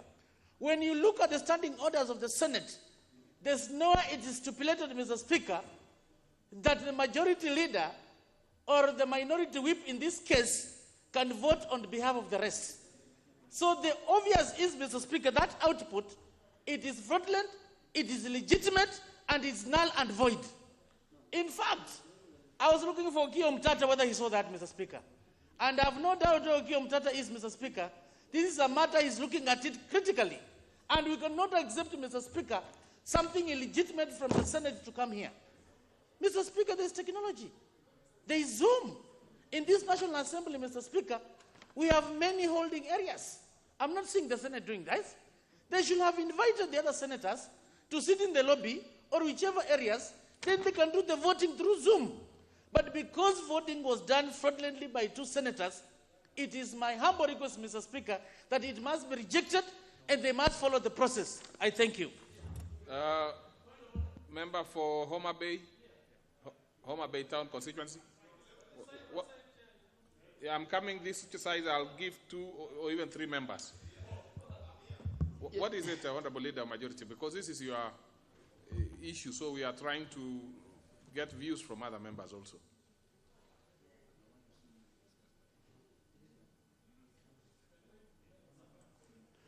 Chair, what is in question is Article 123 of the Constitution. Even if we do this bill, we pass it. This bill is supposed to go for assent to the President, because the Senate has passed it illegally. So I think this House is under obligation. That's the point I'm raising. I'm raising. If we pass it the way some people are saying, and then somebody challenges in court, what is the President assenting to?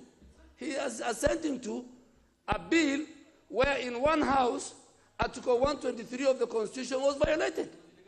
There was an illegality. Okay. So that's what I'm saying. Okay, let's hear a member for Homa Bay, then I'll come to a few members from this direction, and then we will make progress. Mr. Speaker, under the Constitution, there are bills which can only originate from the National Assembly, and there are bills which can originate in either House. Mr. Speaker, in respect of these 2 bills, of course I don't. They originated from the Senate, and communication came under the Constitution and the standing orders of the National Assembly on them. The National Assembly treated these bills from the first reading to the 3rd committee stage and to their passage. Mr. Speaker, in respect of these 2 bills, the National Assembly proffered amendments to the versions of the bills which came from the Senate. So that I'm raising the issue. If indeed this House were to be mandated to interrogate whether a bill coming from the Senate was procedurally passed, at what stage do we do so? And Mr. Speaker, without saying that in law it should not be the case that each house is oversighting the other, my view is that if there were to be a challenge in terms of the procedure that the majority leader is now raising, it would be raised when the bill is communicated and first lands here, not when the House has treated it and has made a resolution on it. Mr. Speaker, in the context of these particular two bills, if you would permit me, the National Assembly recommended, Mr. Speaker, amendments, various amendments. Minority Whip. Mr. Speaker, I know Honorable Kaluma is a renowned lawyer, and he is a mediator, and even he worked with PLO Lumumba.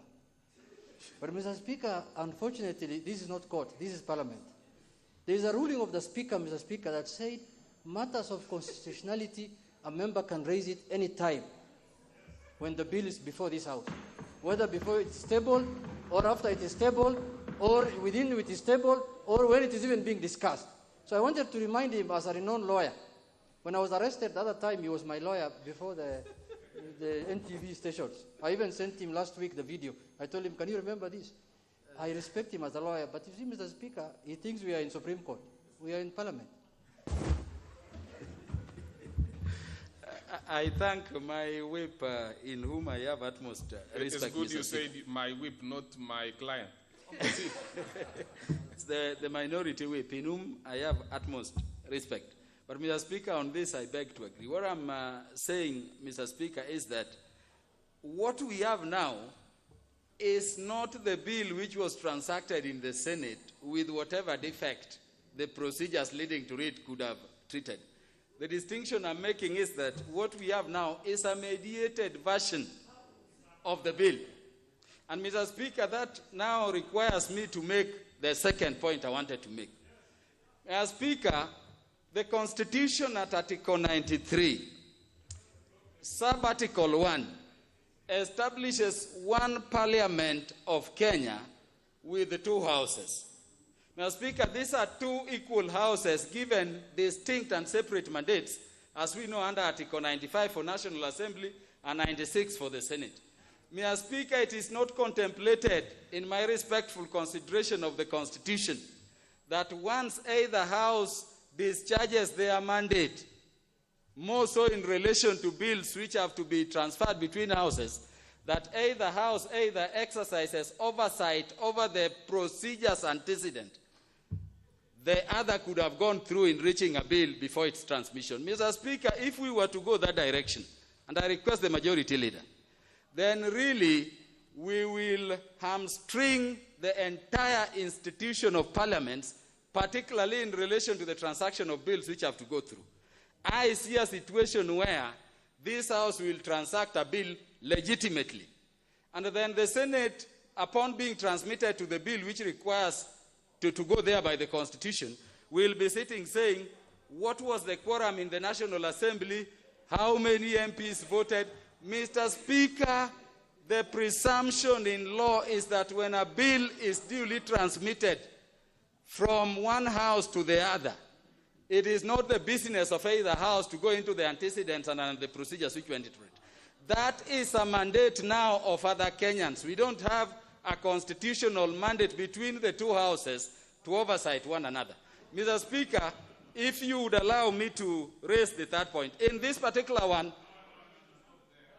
so that I can give another member. Mr. Speaker, this is a short one.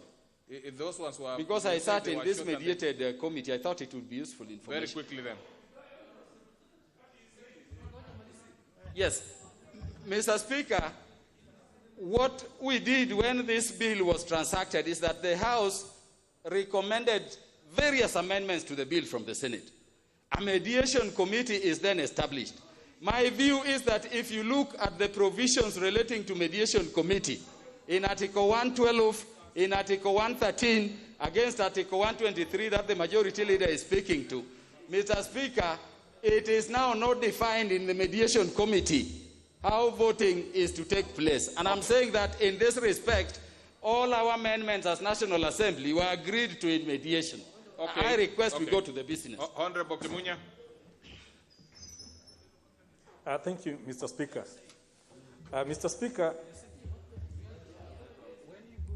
Speaker, let me speak as Member of Parliament for KBC. If the House approves, I'll be moving the motion as Chair of the Mediation Committee. It's true that what the Leader of the Majority raised may be a serious matter. But I want to agree with the Leader of the Minority that here we are not talking about a bill that is serially processed. The process in the Senate, and after Senate has processed to finality, bring it to the National Assembly. We are talking of a parallel process where the two mediated versions are supposed to be approved by both houses simultaneously. And after the two houses have concurred, then it's sent for assent. If the two houses don't agree, then it's a totally different ballgame. Mr. Speaker, the matter that the Leader of Majority has raised would have been best raised when the communication by the Speaker is made that the Senate has passed its version. Then we can debate in terms of did they pass it properly. But in the event that they agreed with us, and I can tell you most of, if not all, the amendments that are in the mediated version is what this National Assembly wanted. So basically, we spent a lot of time to do amendments, and when we have gains, instead of securing those gains, we are now even doubting the Senate where they have ceded to us on all the amendments that we made. Okay. And Mr. Speaker, please, Mr. Speaker, I think the thing we need to look at here is the procedure, the mediated version that we are bringing here today has not come from Senate. I'm also trying to hear other has members, not come from Senate. especially those ones who are not members of the mediation committee, because you are generally going to be. I've given you an opportunity. Okay. So let me give another member. Thank you. Honorable Member for Mogotio.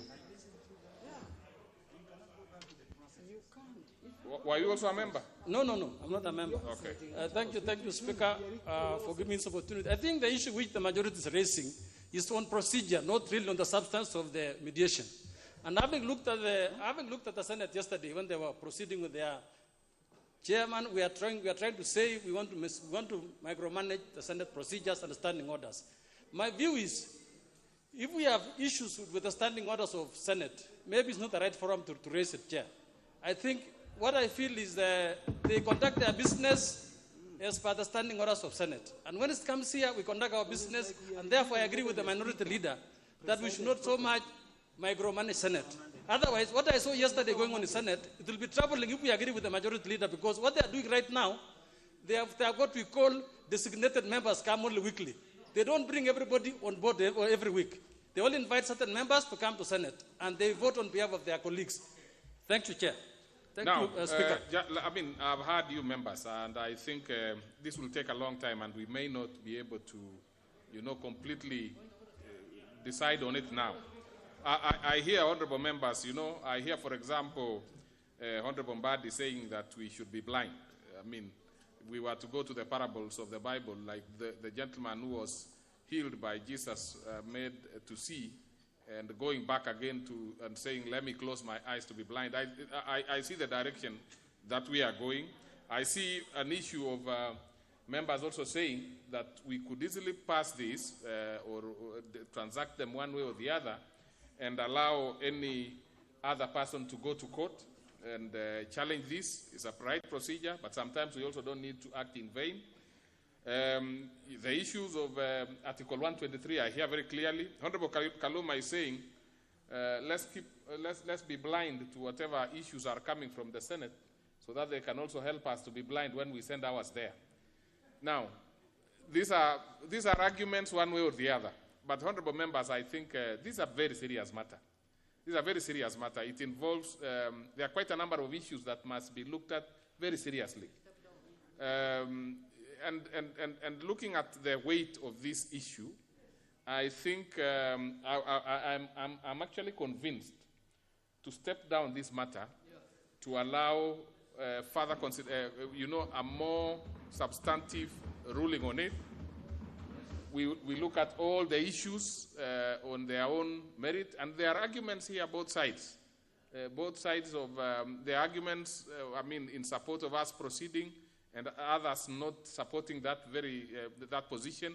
That is something that will be looked at into more with a lot of thought put into it. So, honourable members, I think the best thing is for us to step down these two.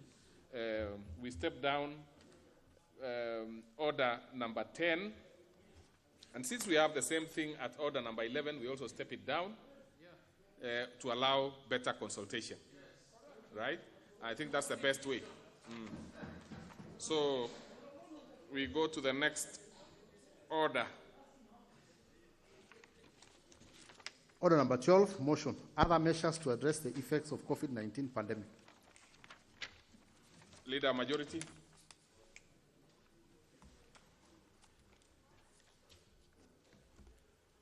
Thank you, Mr. Speaker, for that good guidance. And we are not here to violate the Constitution.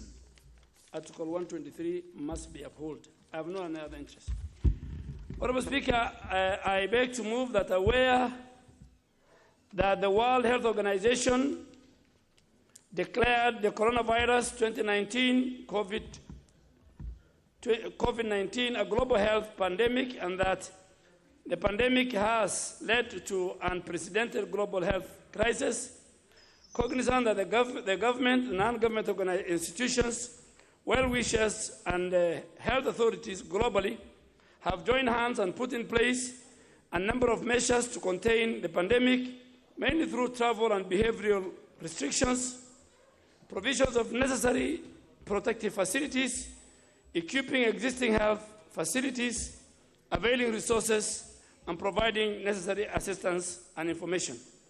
Appreciating the policy measures and interventions being undertaken by the government through the Multi-Agency National Emergency Response Committee on Coronavirus, led by the Ministry of Health, to contain the spread of the pandemic and cushion Kenyans against its social and economic effects.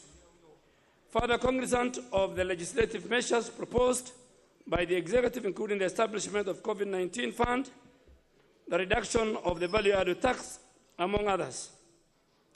Further appreciating the role of the National Assembly in taking necessary legislative interventions and offering necessary political and legislative support whenever required. Now, therefore, this House resolves, A, to laud and appreciate the government of the Republic of Kenya for the action and policy measures undertaken so far in combating the spread of the virus and addressing the economic effects of the virus in the country to cushion the ordinary Kenyans from its effects. 2, to commend and appreciate all health workers and service providers in the front line of our country for their selfless effort, commitment to service, care, and compassion towards persons who have been infected or affected by the virus. To urgently put in place modalities of facilitating the continuity of the business of the House remotely using modern technology, while still upholding the constitutional requirement on public access and participation, quorum, voting in Parliament, Mr. Speaker. And to supplement COVID-19 fund and other measures put in place, the Budget and Preparation Committee reviewed the proposed annual estimates for the financial year 2020-2021 with a view to allocating fund towards cushioning the country further from the short-term and long-term effects of COVID-19, particularly allocating and ring-fencing funds for Roman 1, the provision of personal protective PPE, testing and medical equipment, including adequate ventilators, and finally, establishment of a suitable national health facility for the treatment and management of infection and viral disease such as COVID-19 with a bed capacity of at least 1,000 persons. Mr. Speaker, first I want to ask members. You know, I am not in some forums. There are some members who are saying, oh, these motions are being delayed, others are being delayed. I think it is the prerogative of the House Business Committee to make sure that important agendas come. And today I'm happy to stand here that this House has passed the relevant legislative laws, the tax laws, that will not only cushion the economy from these effects, but also help Kenyans who are staying at home, who have been affected by this COVID-19. And two, that this House has also passed the supplementary appropriation bill, which was assented to by the President, that now allocates serious resources to the key sectors that are in the war against COVID-19. So the National Assembly has done its duty. I can say it without no fear of contradiction. And we have also passed more than 5 regulations. One establishing the COVID-19, the various ones on the Public Health Act, the ones on the curfew, and many, many others. And even the one on the VAT, which this House has approved. So the National Assembly, in its last 4 sittings, has risen to the occasion and complied with Article 94 and 95 of the Constitution in discharging their legislative, representation, and oversight. And I want to thank the Chair of Budget, the Chair of Finance, the Chair of Health, and the committee members, and the House in general, for making sure, and the leadership, for rising to the occasion. But Mr. Speaker, because of COVID-19, and I said it in this motion, we are not going to violate the Constitution and the standing order in how the House is run. The Constitution gives you how to vote. The Constitution gives you how to prosecute a bill from first reading to second reading, third reading. You cannot circumvent. You know, I saw Honorable Kimunya arguing. I told him, we have no problem with your bill, my friend. What we have, you are the chair of the Mediation Committee. We have a problem with the procedure of voting in the Senate. That's what we have. A whole article of the Constitution was kept somewhere, and then a process was done. That is where we have. And the Speaker said he's going to make a communication. And I'll ask the Speaker to write to the Speaker of the Senate and ask him to confirm, because I have the answer, whether that violation of the Constitution happened. It's both, this is we have to protect. Secondly, Mr. Speaker, so we have cushioned companies. We have cushioned ordinary Kenyans. And we have given resources to the Ministry of Health. I'm told the report that was tabled last week by the Chair of Health was disowned yesterday by the PS Health. That the 4 million on Mandasi and tea is not there. So I hope the Chair, when she gets an opportunity, she will tell her what has happened. But Mr. Speaker, there are 2 things we must make it very clear. Kenyans must follow the health protocols and guidelines given to them. They must follow the curfew. They must follow the rules on cessation. And I want to make it here very clearly that the only person, the only organ that can declare cessation of movement is the National Security Council, delegated to the Minister for Interior. Governors cannot, and if they're hearing me, governors cannot declare cessation of movement. You know the problem in this country, everybody thinks he can play around with the Constitution, the way the Senate is voting through 2 individuals. Cessation of movements. So Speaker, people are moving. People are moving everywhere. They are bribing. And Mr. Speaker, I want to say it here. The police, the men and women who are manning these roadblocks of cessation must be given an allowance. What they are given is only tea and bread. Now you give them tea and bread, and somebody comes with 10,000, he'll allow him. These police officers must be given special allowances, just like our health workers who are in the front line. Today, people can go to Garissa, they can go to Mombasa. Kenyans must follow the health protocols that we are given. We must observe social distancing. We must observe wearing of masks. And Mr. Speaker, police must stop brutality. If you are given the numbers who are killed by police compared to the numbers who have died of COVID-19, the difference, I think the ones who are killed by police are more. I mean, I saw somebody here saying, in northern Kenya, there is extrajudicial killing even taking place in coastal northern Kenya. Somebody, a member of parliament from that region. It's very, very shameful. You are represented here to talk on behalf of your people. So we are telling the Inspector General of Police, an independent office, you are not a surrogate to anybody else. You sit in a National Security Council. You must tell your police officers who are roguey, who want to make a kill out of this pandemic, to stop what they are doing. It is very shameful for the president to apologize on behalf of the police. How can the president of the Republic of Kenya, commander-in-chief, is apologizing on behalf of the police? The minister for interior is not apologizing. The inspector general of police is not apologizing.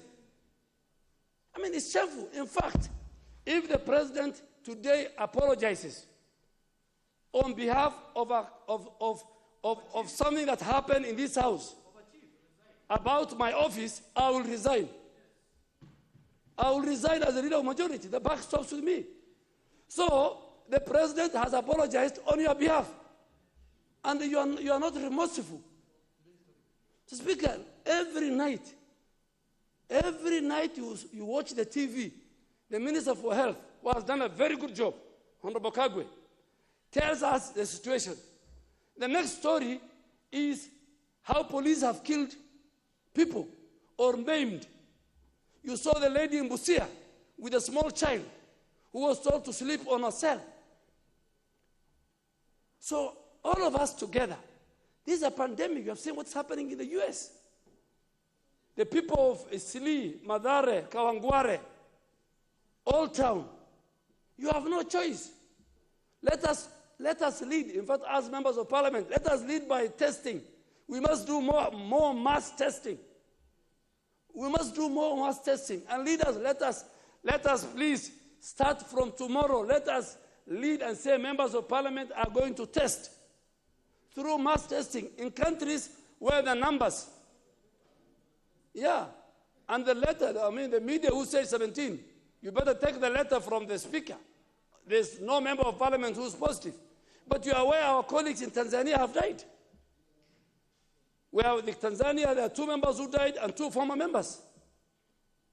So I think, but we must get a language to talk to the people. People are scared of the quarantine. People are scared of payment. I really want to ask the Governor Joho, you are doing a good job until you became a dictator. You know you are doing a good job until you say, if you are not going to test, you will see me. See you as who? You can't come to my house and test my children by force. It's against the Constitution. So even leaders, let us all work together. This thing is affecting our daily life. It's affecting our economy. It's affecting the lives of our people. This is a moment when we must forge together. The legislature, the executive, the judiciary, the citizens, the president, and the leader of the opposition, all of us must speak with one voice. And we must take this disease very seriously. We must take it very seriously. It doesn't know the age, whether you are young. It doesn't know whether you are old. It doesn't know whether you are a female or a male. It doesn't know whether you are a Muslim or a Christian or any faith. And Mr. Speaker, finally to conclude, if you read the Bible and if you read the Quran, you read about the prophets, the many prophets, the over 25 prophets. how communities were destroyed when they refused to follow the teachings of the Almighty God. Those of us who believe in God, please, in our homes, it's only God who brings calamities. It's God who brings diseases. He used to destroy other communities using floods and fire. But now he has sent a virus that we can't see even. He has sent something to destroy the world that we cannot see with the naked eye. We are only being told by those who use laboratory equipment that they have seen it. So those of us who believe in the scriptures, whether we are at home or whether we are somewhere, please let us pray to the Almighty God and ask for forgiveness and ask Him to spare us of this pandemic. It needs God's intervention. It needs God's intervention. As much as we do a lot of the protocols, as much as we look for... Majority, what is your point of order? Maybe he doesn't believe in God. What is out of order?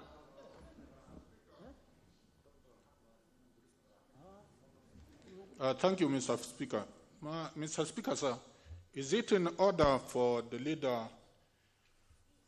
to allege that the Almighty God has sent the coronavirus to this country or to the world?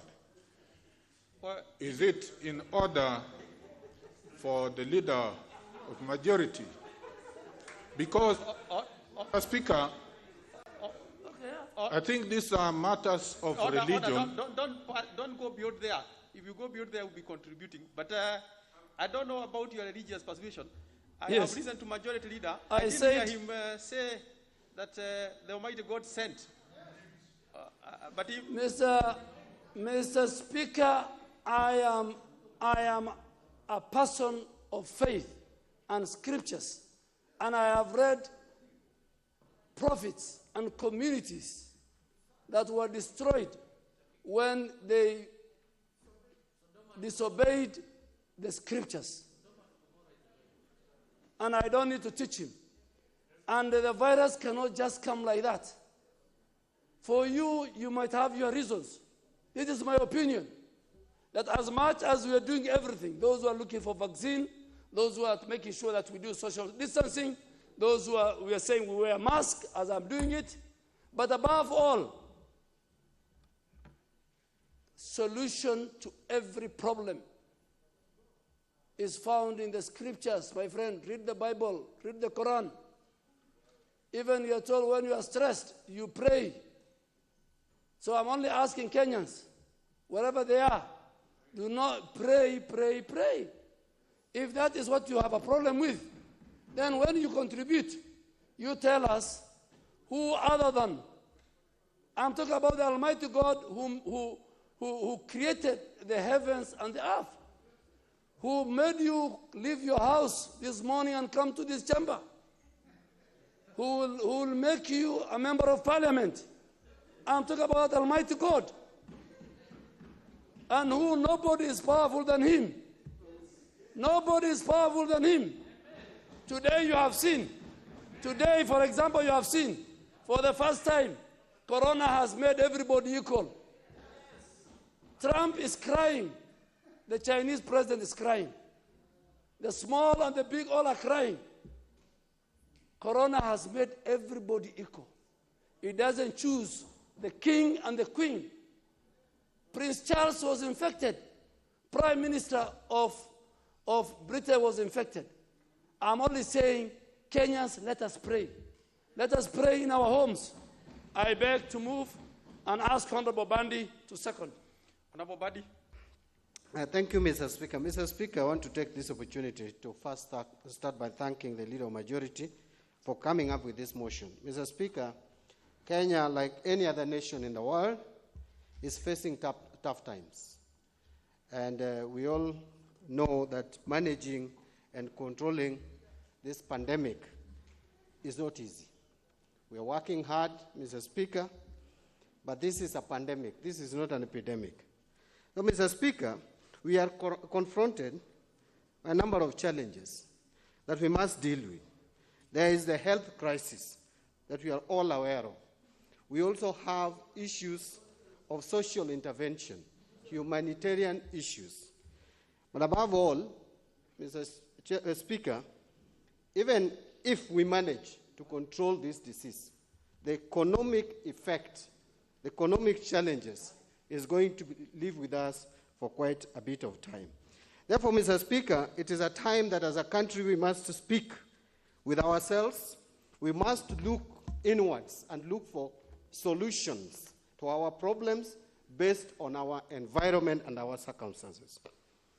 Mr. Speaker, I want to start by talking about the health issues, because that is the most critical, the most immediate. Whereas I would start by appreciating the work of the executive, the work of the ministry, the work of the president in trying to manage this pandemic. But, Mr. Speaker, we must also tell the government in no uncertain terms that their reaction and response has been wanting in a number of ways. Number one, Mr. Speaker, the government has been talking to us because we are looking for exit strategy. We have to get out of this pandemic in one way or the other. And for us to get an exit strategy, the executive, the government, the ministry must lead the initiative.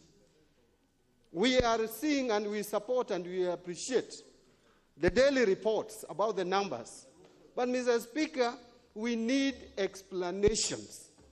We were told that this country has capacity to test about 30,000 people, 37,000 people in a day. Mr. Speaker, as we speak, the highest number that has been tested is just slightly over 1,000 in a day. What is the reason? What is the justification? What is the explanation? This is not forthcoming. And we want to tell the ministry that they must step forward. They must escalate. What they have been saying is good, but it is not good enough. Now they must speak with us and tell us, for how long are we just going to be seeing the numbers of 22, 25, 45? What is the game plan? Every country in the world has a game plan. So, Mr. Speaker, the government must be serious about mass testing. If there are no resources, provide it. And, Mr. Speaker, it is disheartening that the budget estimates have been tabled here. And if you look at those budget estimates, it is business as usual. There are no clear provisions for resources to fight this pandemic. Why is the government of Kenya taking Kenyans for a ride? For how long are we going to wait for this government to behave normally? And they are the ones who are telling us not to behave normally because the disease is going to treat us abnormally. It is the government that is behaving normally, and the disease is behaving abnormally. So, Mr. Speaker, we are waiting for clear government intervention in terms of resource allocations.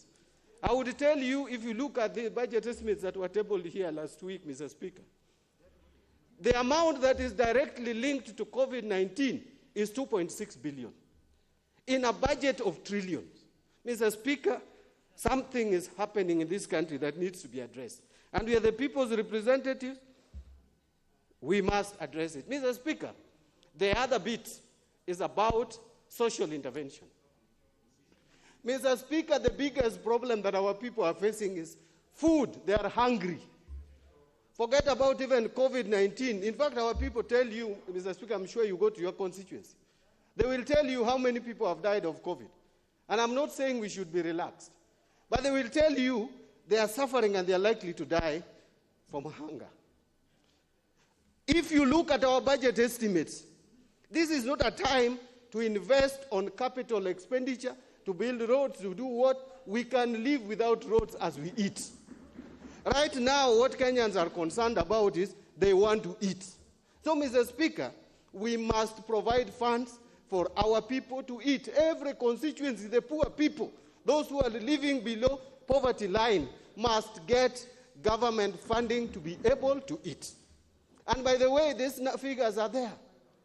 Mr. Speaker, like if you come to my constituency, they are numbering about 6,000 households. I'm sure if you extrapolate that to the whole country, it comes to about 1.8 million to 2 million households. Household is averaging 5 to 6 people. If you have to feed these individuals, Mr. Speaker, for like 4 months, 5 months, you need not more than 20 billion. This is something this country can afford. So, Mr. Speaker, as a House, this is the time for us to rise to the occasion, look at the budgets that have been tabled here, and deal with it radically to make sure that food is provided to our people.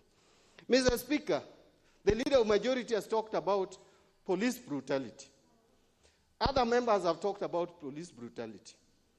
I want to repeat it, that whereas we support the enforcement of various regulations and rules so that our people don't get infected, it is not a license to anybody in this country to reintroduce police torture, to reintroduce cases of mishandling Kenyans. Our constitution is robust about human rights. Human rights must be respected. Where they violate those rights, there is a due process of the law. Take due process of the law, but don't kill our people. They don't deserve to die. The Constitution is clear. No one is allowed to take out the life of any individual.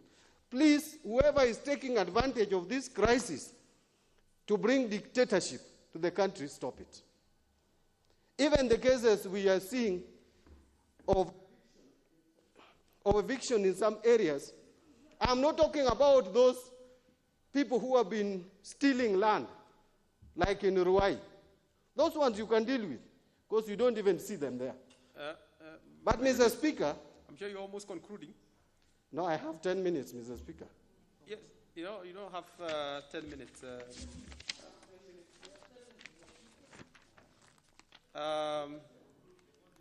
No, you actually don't have 10 minutes, if you remember.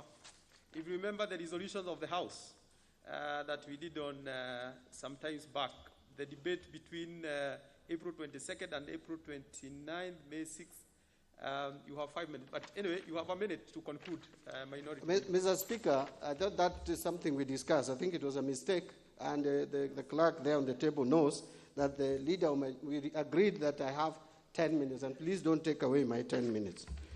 Mr. Speaker, I'm speaking as the leader of minority. Yes, that is where you... And that voice must be heard. Minority leader. And the chairman of one of the most serious party in the country. Mr. Speaker, let me just touch on the 3 last issues. On economic issues, the livelihood of our people I've talked about. I am talking about businesses. Mr. Speaker, we must create economic stimulus to help the small and medium enterprises. Mr. Speaker, I have talked about food, but let me put it this way. Kenya is a net importer of food, and every country is struggling to survive. What strategy does this government have in the event that the countries which give us food decide now to use their foods locally? This is the time to respond. Finally, Mr. Speaker, because I don't want to disagree with you much, you are my friend. No, I want to talk about... Minority leader, you actually have 10 minutes. Yes, I have 10 minutes. I have confirmed that from the motion. Thank you. But let me conclude, because now I think I've said the bit that I wanted to say. I want to just touch on the 2 last issues. One is the financial sector, which is likely to face distress. The government must come up with a strategy of ensuring that this country does not have the financial sector come down in terms of financial distress. And the government financial distress, Mr. Speaker, interestingly, even after talking about what I said about the estimates, even though the government is not providing funds to respond to COVID-19, but you still find our public debt going up. The most unfortunate is that the government is even proposing to increase domestic borrowing from slightly over 200 billion to over 400 billion.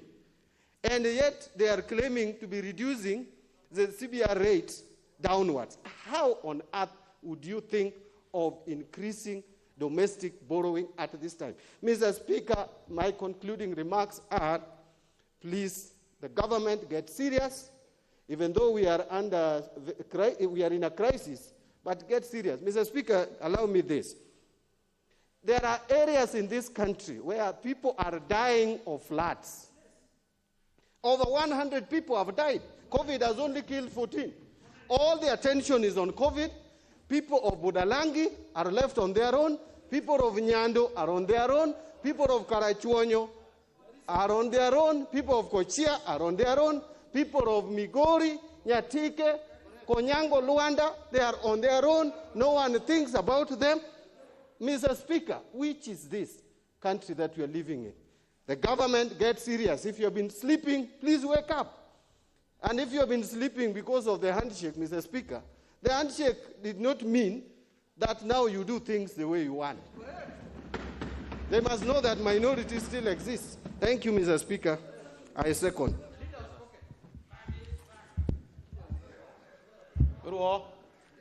Order, Honorable Karuma. Buddy is back. Honorable Buddy is here. Why are you saying Honorable Buddy is back? But anyway, before I propose, shall I ask that member who is at the corner? That must be Honorable Guna. Please be kind enough to yourself and the others to have the mask on. I know it is uncomfortable, but it is necessary. Honorable members, I'll propose a question that aware that the World Health Organization declared the coronavirus disease 2019, COVID-19, a global health pandemic, and that the pandemic has led to an unprecedented global health crisis. Cognizance that the government, non-governmental institutions, well-wishers, and health authorities globally have joined hands and put in place a number of measures to contain the pandemic, mainly through travel and behavioral restrictions, provisions of necessary protective facilities, equipping existing health facilities, availing resources and providing necessary assistance and information, appreciating the policy measures and interventions being undertaken by the government. Other members?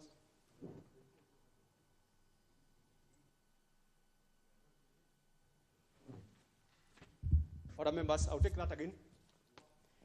Appreciating the policy measures and interventions being undertaken by the government through the multi-agency National Emergency Response Committee on Coronavirus, led by the Ministry of Health, to contain the spread of the pandemic and caution Kenyans against its social and economic effects.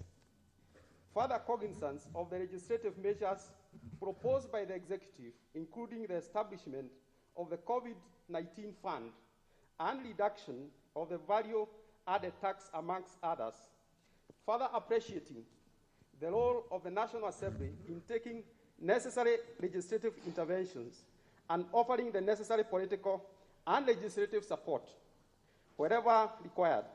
Now, therefore, this House resolves: A, to laud and appreciate the Government of Kenya, Republic of Kenya, for the action and policy measures undertaken so far in combating the spread of the virus and addressing the economic effects of the virus in the country, to caution ordinary Kenyans from the effects.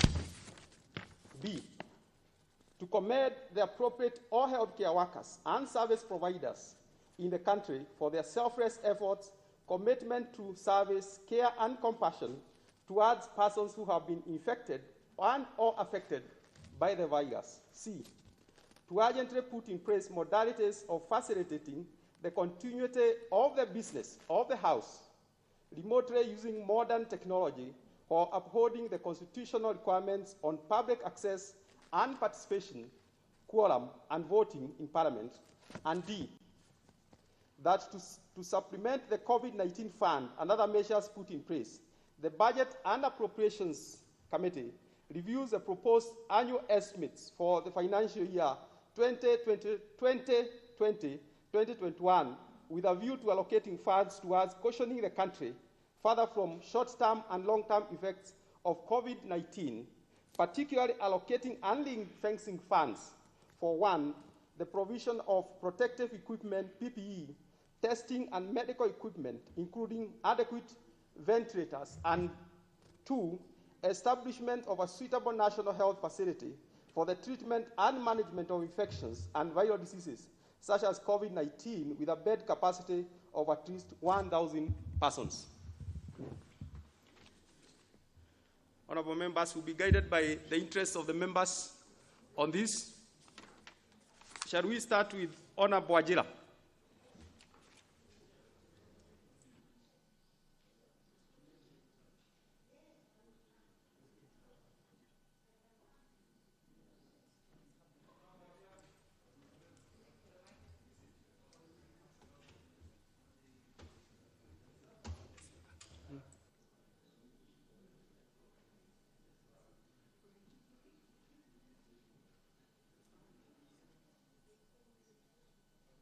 Honorable members, we're trying to fix the mic.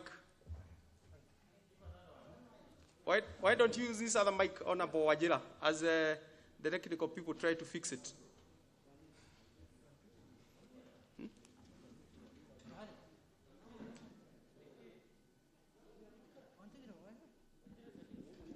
What do you mean it's a nickname? Thank you, Mr. Speaker, for the opportunity to contribute to this motion. Of course, I support that we are dealing with an unprecedented pandemic.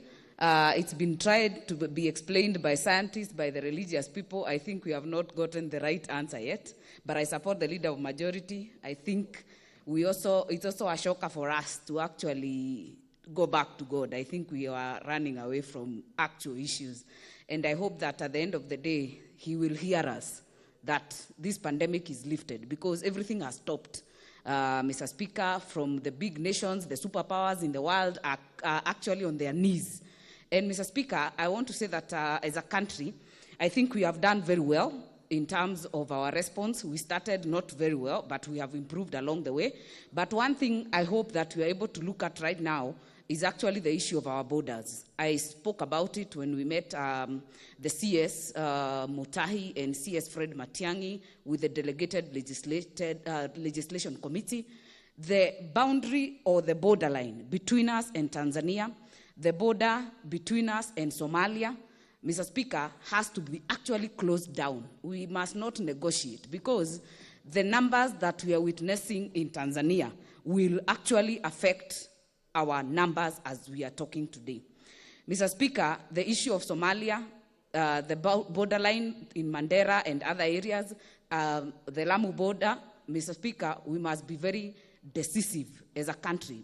Between the Ministry of Interior and the Ministry of Defense, we must totally lock down those borders, Mr. Speaker, because otherwise the gains that we have actually made right now will actually be taken back or plowed back by the numbers that we'll experience. And I say that because last week, Mr. Speaker, as we met and we sit with you at the Delegated Legislation Committee, we had cases of people who went to sell goats or buy goats in Somalia and came back through to Wajir. And actually now Wajir registered cases that were actually brought back by people from Somalia, buying livestock, whether camels or goat. We must be very categorical. The Ministry of Defense must take this very seriously with the Ministry of Interior and close totally the borderline between Somalia and us and between Tanzania and ourselves. The other issue, Mr. Speaker, is of course the fact that we have kind of delegated or relegated all other illnesses and forgotten that every day in this country we still lose cancer patients, 90 of them. Those numbers are alarming. Today in my constituency, an area called Gomongo, more than almost 1,000 families are outside because of flooding. So, Mr. Speaker, we also must not forget that even if we have COVID and dealing with the issue of COVID and the response, that the emergency, the disaster institutions we have put in place must not stop working. We must not now say everything else stops, because at the end of the day, who are we protecting? It is the Kenyans. We have floods that in the last 2 months have killed almost 200 people in this country. We are not talking about that. Cancer, almost 3,000 per month. We are not talking about that. But I hope the ministry can take this chance and the county governments can take this opportunity to actually improve the institutions we have at the county levels. Why do I say that? I've said it before in this floor, Mr. Speaker, that we must make our referral hospitals be referral hospitals. Moi Referral Hospital in Eldoret, PGH in Nakuru, Kenyatta National Hospital must not be used to treat HIV or to administer ARVs, must not be used to treat malaria, must not be used to give immunization to children. They must be referral hospitals. And the only way to do that is to make sure that the dispensaries, one in Kiptangwani in my constituency, in another area, is working. Basic medication that is required, especially for this flu season. We are dealing with children with respiratory issues, which are normal, apart from the COVID. But they will escalate because of the danger of having a pre-existing condition. So we must make sure that we deal with them at that level so that anything else is escalated to referral hospital. The issue of relief food, Mr. Speaker, people in my constituency were registered through the chiefs in the DCC and the ACCs, I think almost 3 weeks ago. If you're giving people food, my friend, it cannot wait. Hunger does not wait. Let us have this being efficient and be done properly and use the Nyumba Kumi and the right frameworks to actually deliver to the people who need it. Because we have another number that we didn't have before. People who used to wash clothes and get 300 shillings to give their children food are no longer doing that because people are closing their homes. They cannot even access them to get that 300 shillings. So in terms of increasing that net, it can only get wider. So I support the motion, Mr. Speaker. Thank you. Thank you, Mr. Speaker. But let me remind you, you have only 5 minutes, so thank you. It's not 10 minutes. Thank you, Mr. Speaker. Mr. Speaker, first I want to commend the government for the work they have done in sensitizing people. Honorable Junet, what is it, Honorable Sotsi? But my time, Mr. Speaker, you must add my time. Yes, you definitely have your 5 minutes, Honorable Junet. Mr. Speaker, on the order paper, I can see we have 3 amendments. So, from 3 members, I think you can give direction as to. Yes, yes, Honorable Sotsi, you are correct. In fact, as soon as Honorable Junet takes his time, I will actually address myself to that. So, thank you, Mr. Speaker. Mr. Speaker, I want to take opportunity to thank the government for sensitizing people at the start of this pandemic, Mr. Speaker, for the press conferences that they have been holding and alerting people. In the absence of that, I think the issue will have gotten out of hand. But, Mr. Speaker, as a House, we have constitutional responsibility also to oversight the government. And the government has failed in many ways, Mr. Speaker, that Kenyans didn't expect, Mr. Speaker. Mr. Speaker, the fight of this pandemic of coronavirus must have a human face, Mr. Speaker. It can't be the government has not suspended the Constitution, neither has Parliament done, Mr. Speaker. I cannot overemphasize, Mr. Speaker, on the issue of police brutality, as has been said by the leaders here, Mr. Speaker.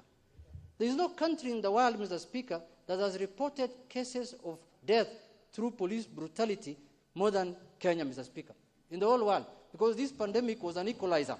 It was happening all over the world, all over the globe, Mr. Speaker. Mr. Speaker, our police force cannot behave like goons in uniform, Mr. Speaker. These are people who have been trained properly to protect lives and property of Kenyans, Mr. Speaker. That's why they are, Mr. Speaker. Unless they have instructions to do that, Mr. Speaker. Secondly, Mr. Speaker, this government has not done anything that is tangible other than announcing numbers, Mr. Speaker, every 3 o'clock of the day, Mr. Speaker. Mr. Speaker, this is one government that could not afford to give its citizens this thing, what is called? Mask, Mr. Speaker, which is worth 3 shillings, Mr. Speaker. Leave alone food. No, let's say 20 shillings. Members of Parliament are buying in their constituencies for people masks, Mr. Speaker. We were told that there will be free sanitizers, Mr. Speaker. Kenya Pipeline will produce alcohol-based sanitizer, Mr. Speaker. Corona is almost ending. I think they have washed it with their hands. Now they are washing it with their legs, Mr. Speaker. Because we have not seen any free sanitizer in our constituency, Mr. Speaker. Mr. Speaker, it cannot be business as usual, and we keep quiet. We have the mandate constitutionally to represent the people. We have sovereign power, Mr. Speaker. Mr. Speaker, this is a government that is unable to feed its people, that cannot give free masks to its people, that cannot give free sanitizer to its people. What else can they do? Mr. Speaker, we are not going to allow this government to contact trace people who have coronavirus in their homes, force them into quarantine, and expect them to pay for the upkeep, Mr. Speaker. The government must pay for the upkeep of people in quarantine that they have traced through their contact, Mr. Speaker. Mr. Speaker, if somebody has broken the law, you can quarantine him. No, I have not finished. I know you're not happy with what I'm saying today. Mr. Speaker, if somebody has been traced with quarantine, Mr. Speaker, and is quarantined, the government must pay that bill, Mr. Speaker. They have the money.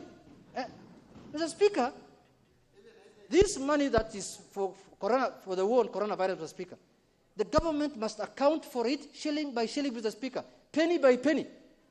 This country is known for people who enrich themselves through miseries, disasters. They are known. They are in offices, Mr. Speaker. This coronavirus money, whether it is the COVID fund, whether it is government fund, we want them to account to this House, Mr. Speaker, coin by coin.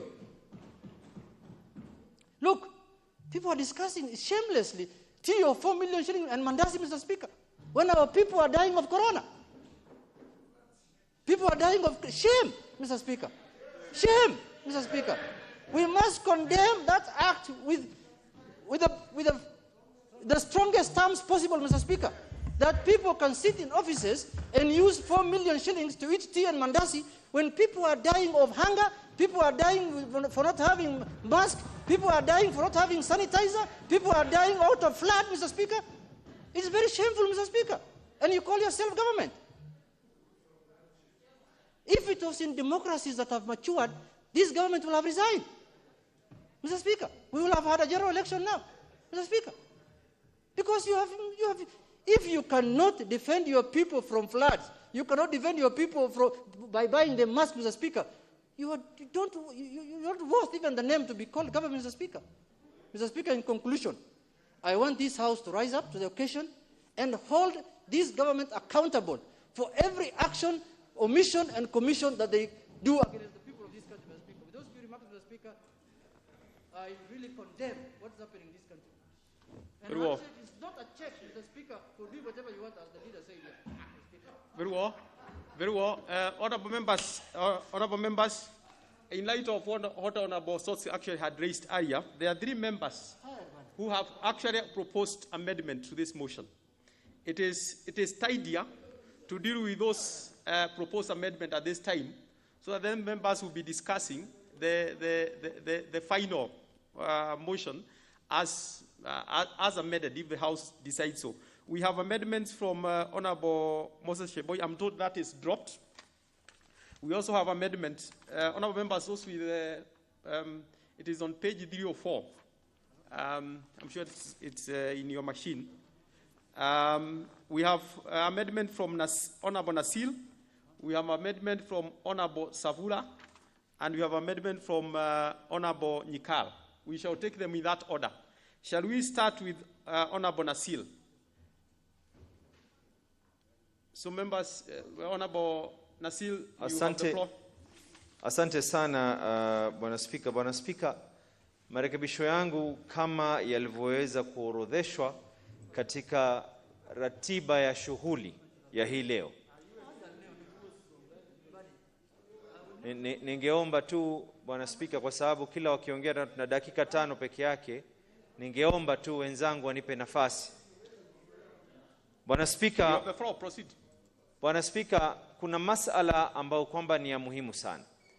Na nimeweza kuzungumza na nikataja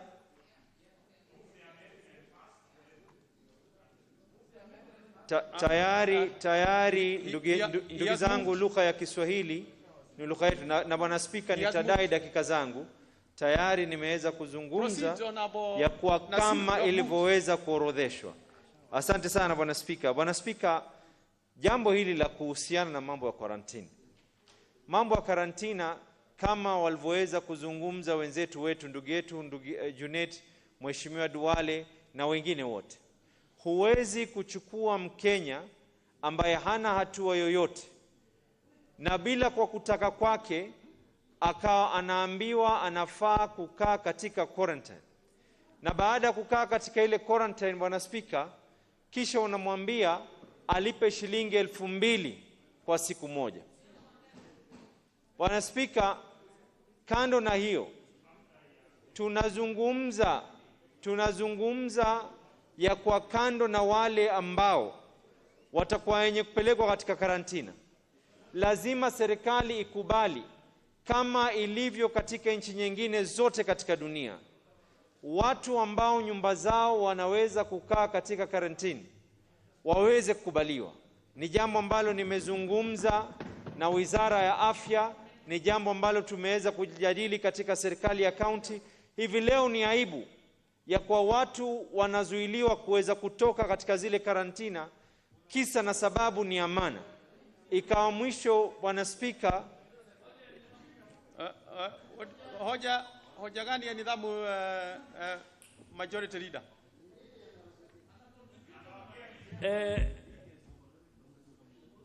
Speaker, I think the gist of the amendment of Honorable Nasir is to ask the Select Committee of the National Government, CDF, to propose amendments for consideration by the House to permit for the utilization of CDF. So I think that is, no, I'm saying that is this amendment. So I think you should stick to that. Order, Honorable Nasil is on the floor. The amendment as read, and it is in page 305. Stick to that. Honorable Nasil, order member. Honorable Nasil, you are moving that specific. Ni mbili, ziko sehemu mbili. Nadhani ameweza kufahamu, ziko sehemu mbili. Bwana Spika, naomba zile dakika zangu zote ambazo kwamba zimechukuliwa, tafadhali karani ambaye kwamba yuko muweze kuhakikisha kuwa watu wa Mvita waweze kuwakilishwa kisawasawa. Bwana Spika, kwanza nimezungumza kuhusiana na ile amana ya karantina. Si sawa wa Kenya kuweza kuchukuliwa na kuweza kuambiwa ya kwa waweze kulipa ile amana.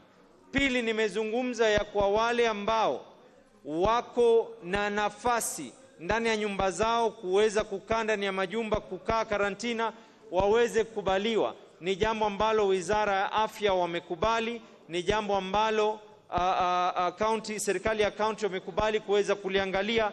Ni aibu ya kuwa leo serikali ya kaunti ya Mombasa tayari washatumia zaidi ya milioni 20 kulipa sekta ambayo kwamba ni ya serikali kuu, kwa sababu ya kuwatoa watu ambao wameweza kuzuiliwa. Zaidi ya, Bwana Spika. Na pili, Bwana Spika, nataka kuwasihi, kuwarai na kuwaomba kwa unyenyekevu kila Mkenya ambaye anatusikiza. Bwana Spika, kama Mheshimiwa Duale alivyozungumza ya kuwa ile wenye kuhusika na mambo ya lockdown na mambo ya cessation, Bwana Spika, yes, what is it, and I'm sure Honorable Nasiru, you're almost done, but what is it, Honorable Malwa? Mr. Speaker, there's a process and the procedure of bringing an amendment. We've been listening carefully to the Honorable Member from Vita. When you propose amendment, you should say, I'm proposing to amendment to be this way, ABCD. And you continue giving reasons why.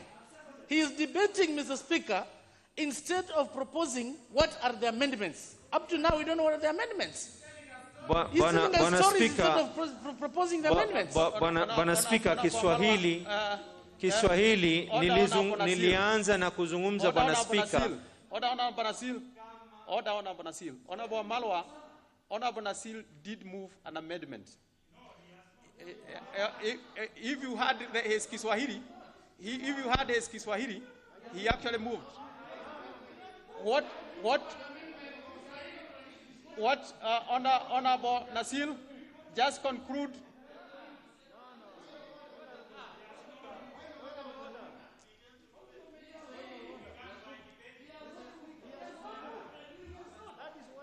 What is it, Minority Leader? Mr. Speaker, my point of order is if a motion is framed in English and moved in English and seconded in English. How do you move amendment in Kiswahili? I mean, how would it fit, even if he had moved the amendment? Because I heard him speak in Kiswahili throughout. So we don't mind him moving amendment, but it should be in English, and then he can contribute in Kiswahili. I'll deal with that issue. Majority Leader, we still have to go to the substance of this motion, but what is it, Majority Leader? Speaker, I have a lot of respect for the member from Vita, but I want to make two things very clear. He has not moved his amendment. Number two, and when he moves the amendment, he explains, then he has a seconder. Secondly, in the order paper, the amendment is in English. The amendment in the order paper is in English. It's not in Swahili. So he has no luxury to speak in Swahili. Some of us from North and the lake, we have a problem with Swahili.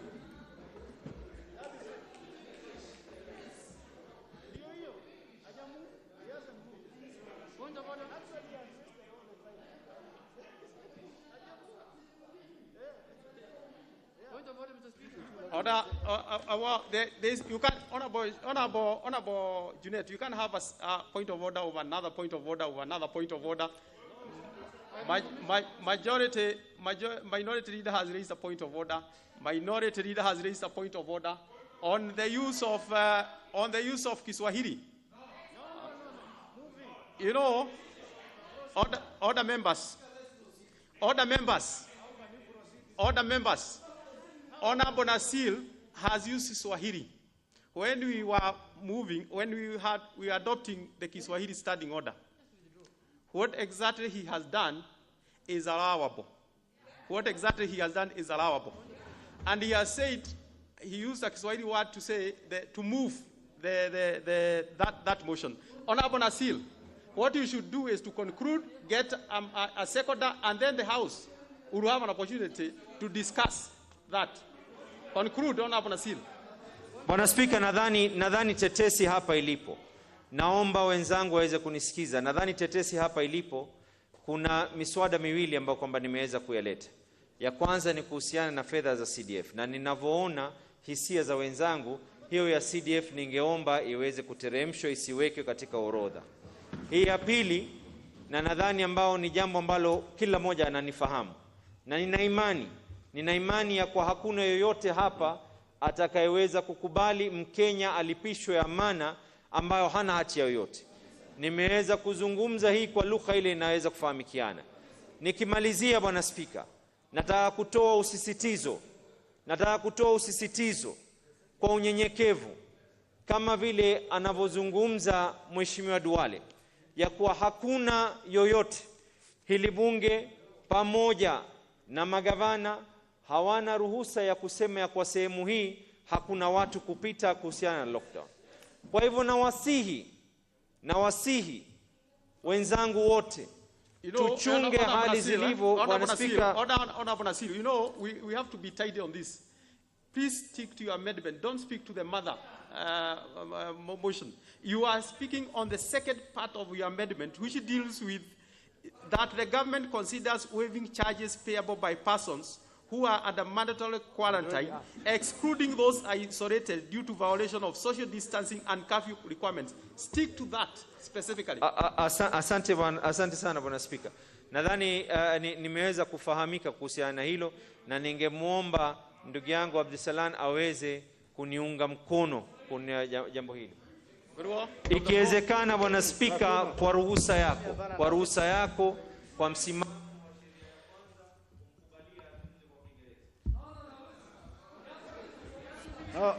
Speaker, for avoidance of doubt, I'm not Honorable Nasir and I can choose the language to speak. So for that matter, I think there is no part in the standing order that can tell you when the mover speaks in English. Don't deal with that. Proceed. Then, just a second. So, Mr. Speaker, I rise to second this motion. Speaker, I rise to second this motion.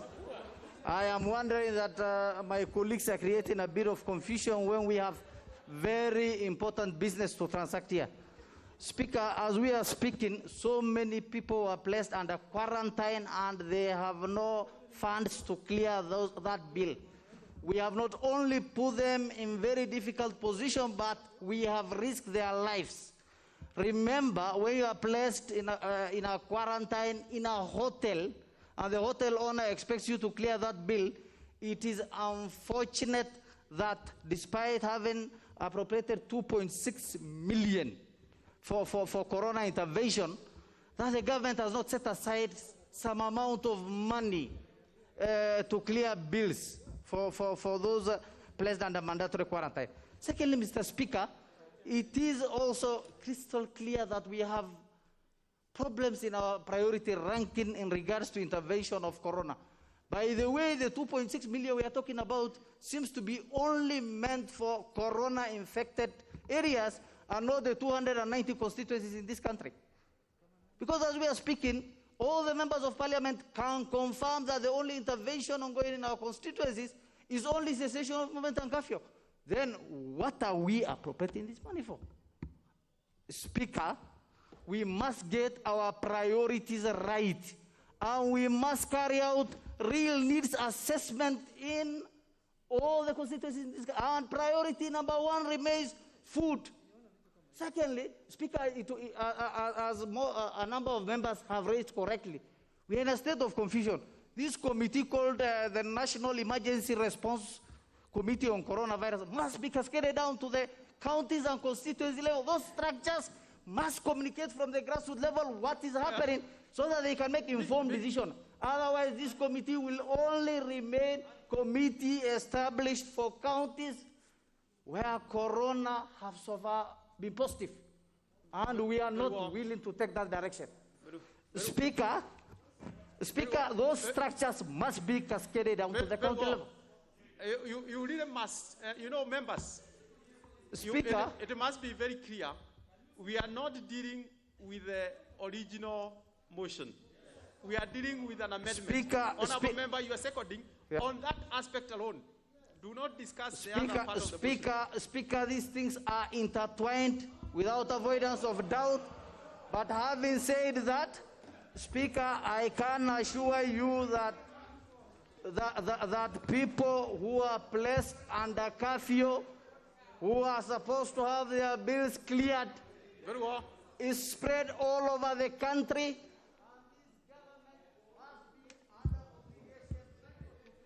Very well. Very well, honourable members. It is important for the members to appreciate now what we are dealing with. We have a motion, and there is a proposal of an amendment by Honourable Nasil. I shall propose a question on that specific amendment, and then the members will dispense with that. You will notice that Honourable Nasil did drop the first part of the amendment. And so I will propose on the second one that the motion be amended by inserting the following paragraph immediately after paragraph C, that the government considers waiving charges payable by persons who are under mandatory quarantine, excluding those isolated to violation of social distancing and curfew requirements. Is it the mood of the House that we put the question? Let me establish that. Honourable members, that I put the question on that particular amendment. Will as many as are of that opinion say aye? Aye. Will as many as are of the contrary opinion say nay? The ayes have it. Honourable members, I'll put the question that the motion be amended by inserting the following paragraph immediately after paragraph C, that the government considers waiving charges payable by persons who are under mandatory quarantine, excluding those isolated due to violation of social distancing and curfew requirements. Will as many as are of that opinion say aye? Aye. Will as many as are of the contrary opinion say nay? The ayes have it. Honourable members, we have another amendment by Honourable Nyikal. What is it? Honourable Kaluma, what is out of order? The House has passed. Second part excluding means we are giving people who should be enforcing curfew and other laws, the power to send people to remand. That part is the function of the court. Why don't we say in principle, because that is outrightly unlawful, that anybody in quarantine should not pay. Oh, sorry. What is out of order, and Honorable Karuma, because Speaker, we have passed this resolution. Are you discussing what the House has just passed? There is an illegality. Order, Honorable Karuma. Order. You know, Honorable Karuma, I know you know the standing order very well. The House has just made a decision.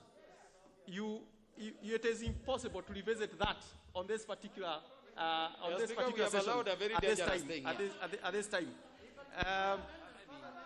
You can do a further amendment as members are proposing. Honorable Nyikal has an amendment. Thank you, Mr. Speaker. Mr. Speaker, I rise to propose an amendment to this motion, which overall I support. And this is in relation to paragraph D2, which in general is support, is acceptable. We need an institution.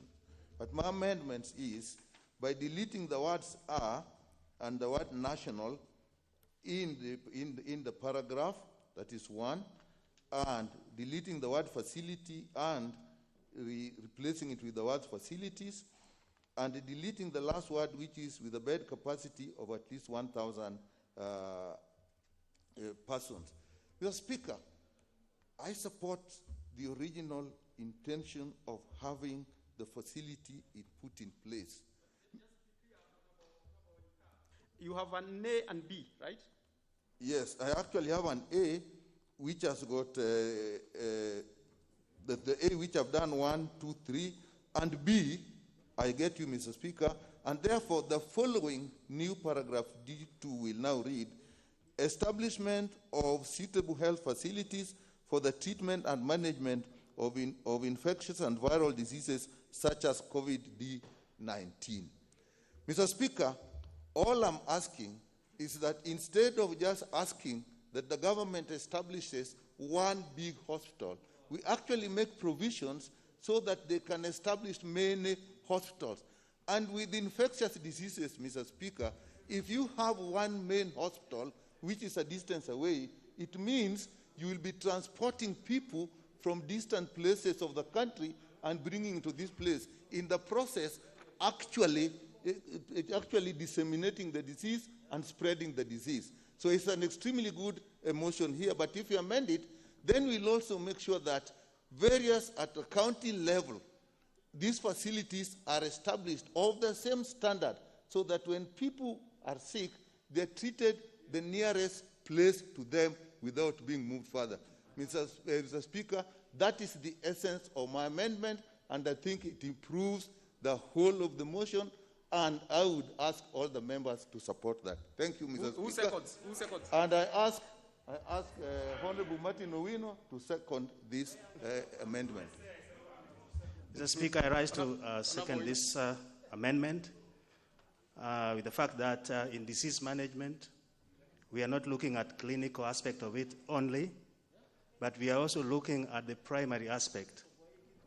Access is a key issue in any disease management and prevention, and therefore centralizing treatment would not be ideal in this situation. As I second, I also applaud the original mover of this motion, so that UHC comes in if the national body also chooses to support those counties and sub-counties, level 4s and level 5. Mr. Speaker, I second. Honourable members, I will propose a question before putting it, that the motion be amended in paragraph D2 by A1, deleting the words "are" unnatural, 2, deleting the word "facility" and substituting thereof with the word "facilities", 3, deleting the words "with a bed capacity of at least 1,000 persons", B, inserting the following new paragraph: the establishment of suitable health facility for the treatment and management of infectious and viral diseases such as COVID-19. Is it the mood of the House I put the question? Very well.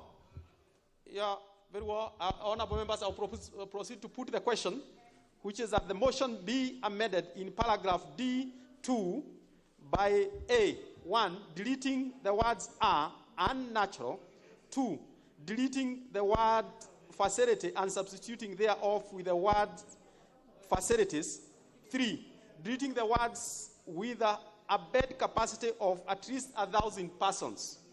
Order, Honorable Wanga. B, inserting the following new subparagraph 3, establishment of suitable health facility for the treatment and management of infectious and viral diseases such as COVID-19. Will as many as are of that opinion say aye? Aye. Will as many as are of the contrary opinion say nay? The ayes have it. Honorable members, we have the final amendment by Honorable Ayub Savula.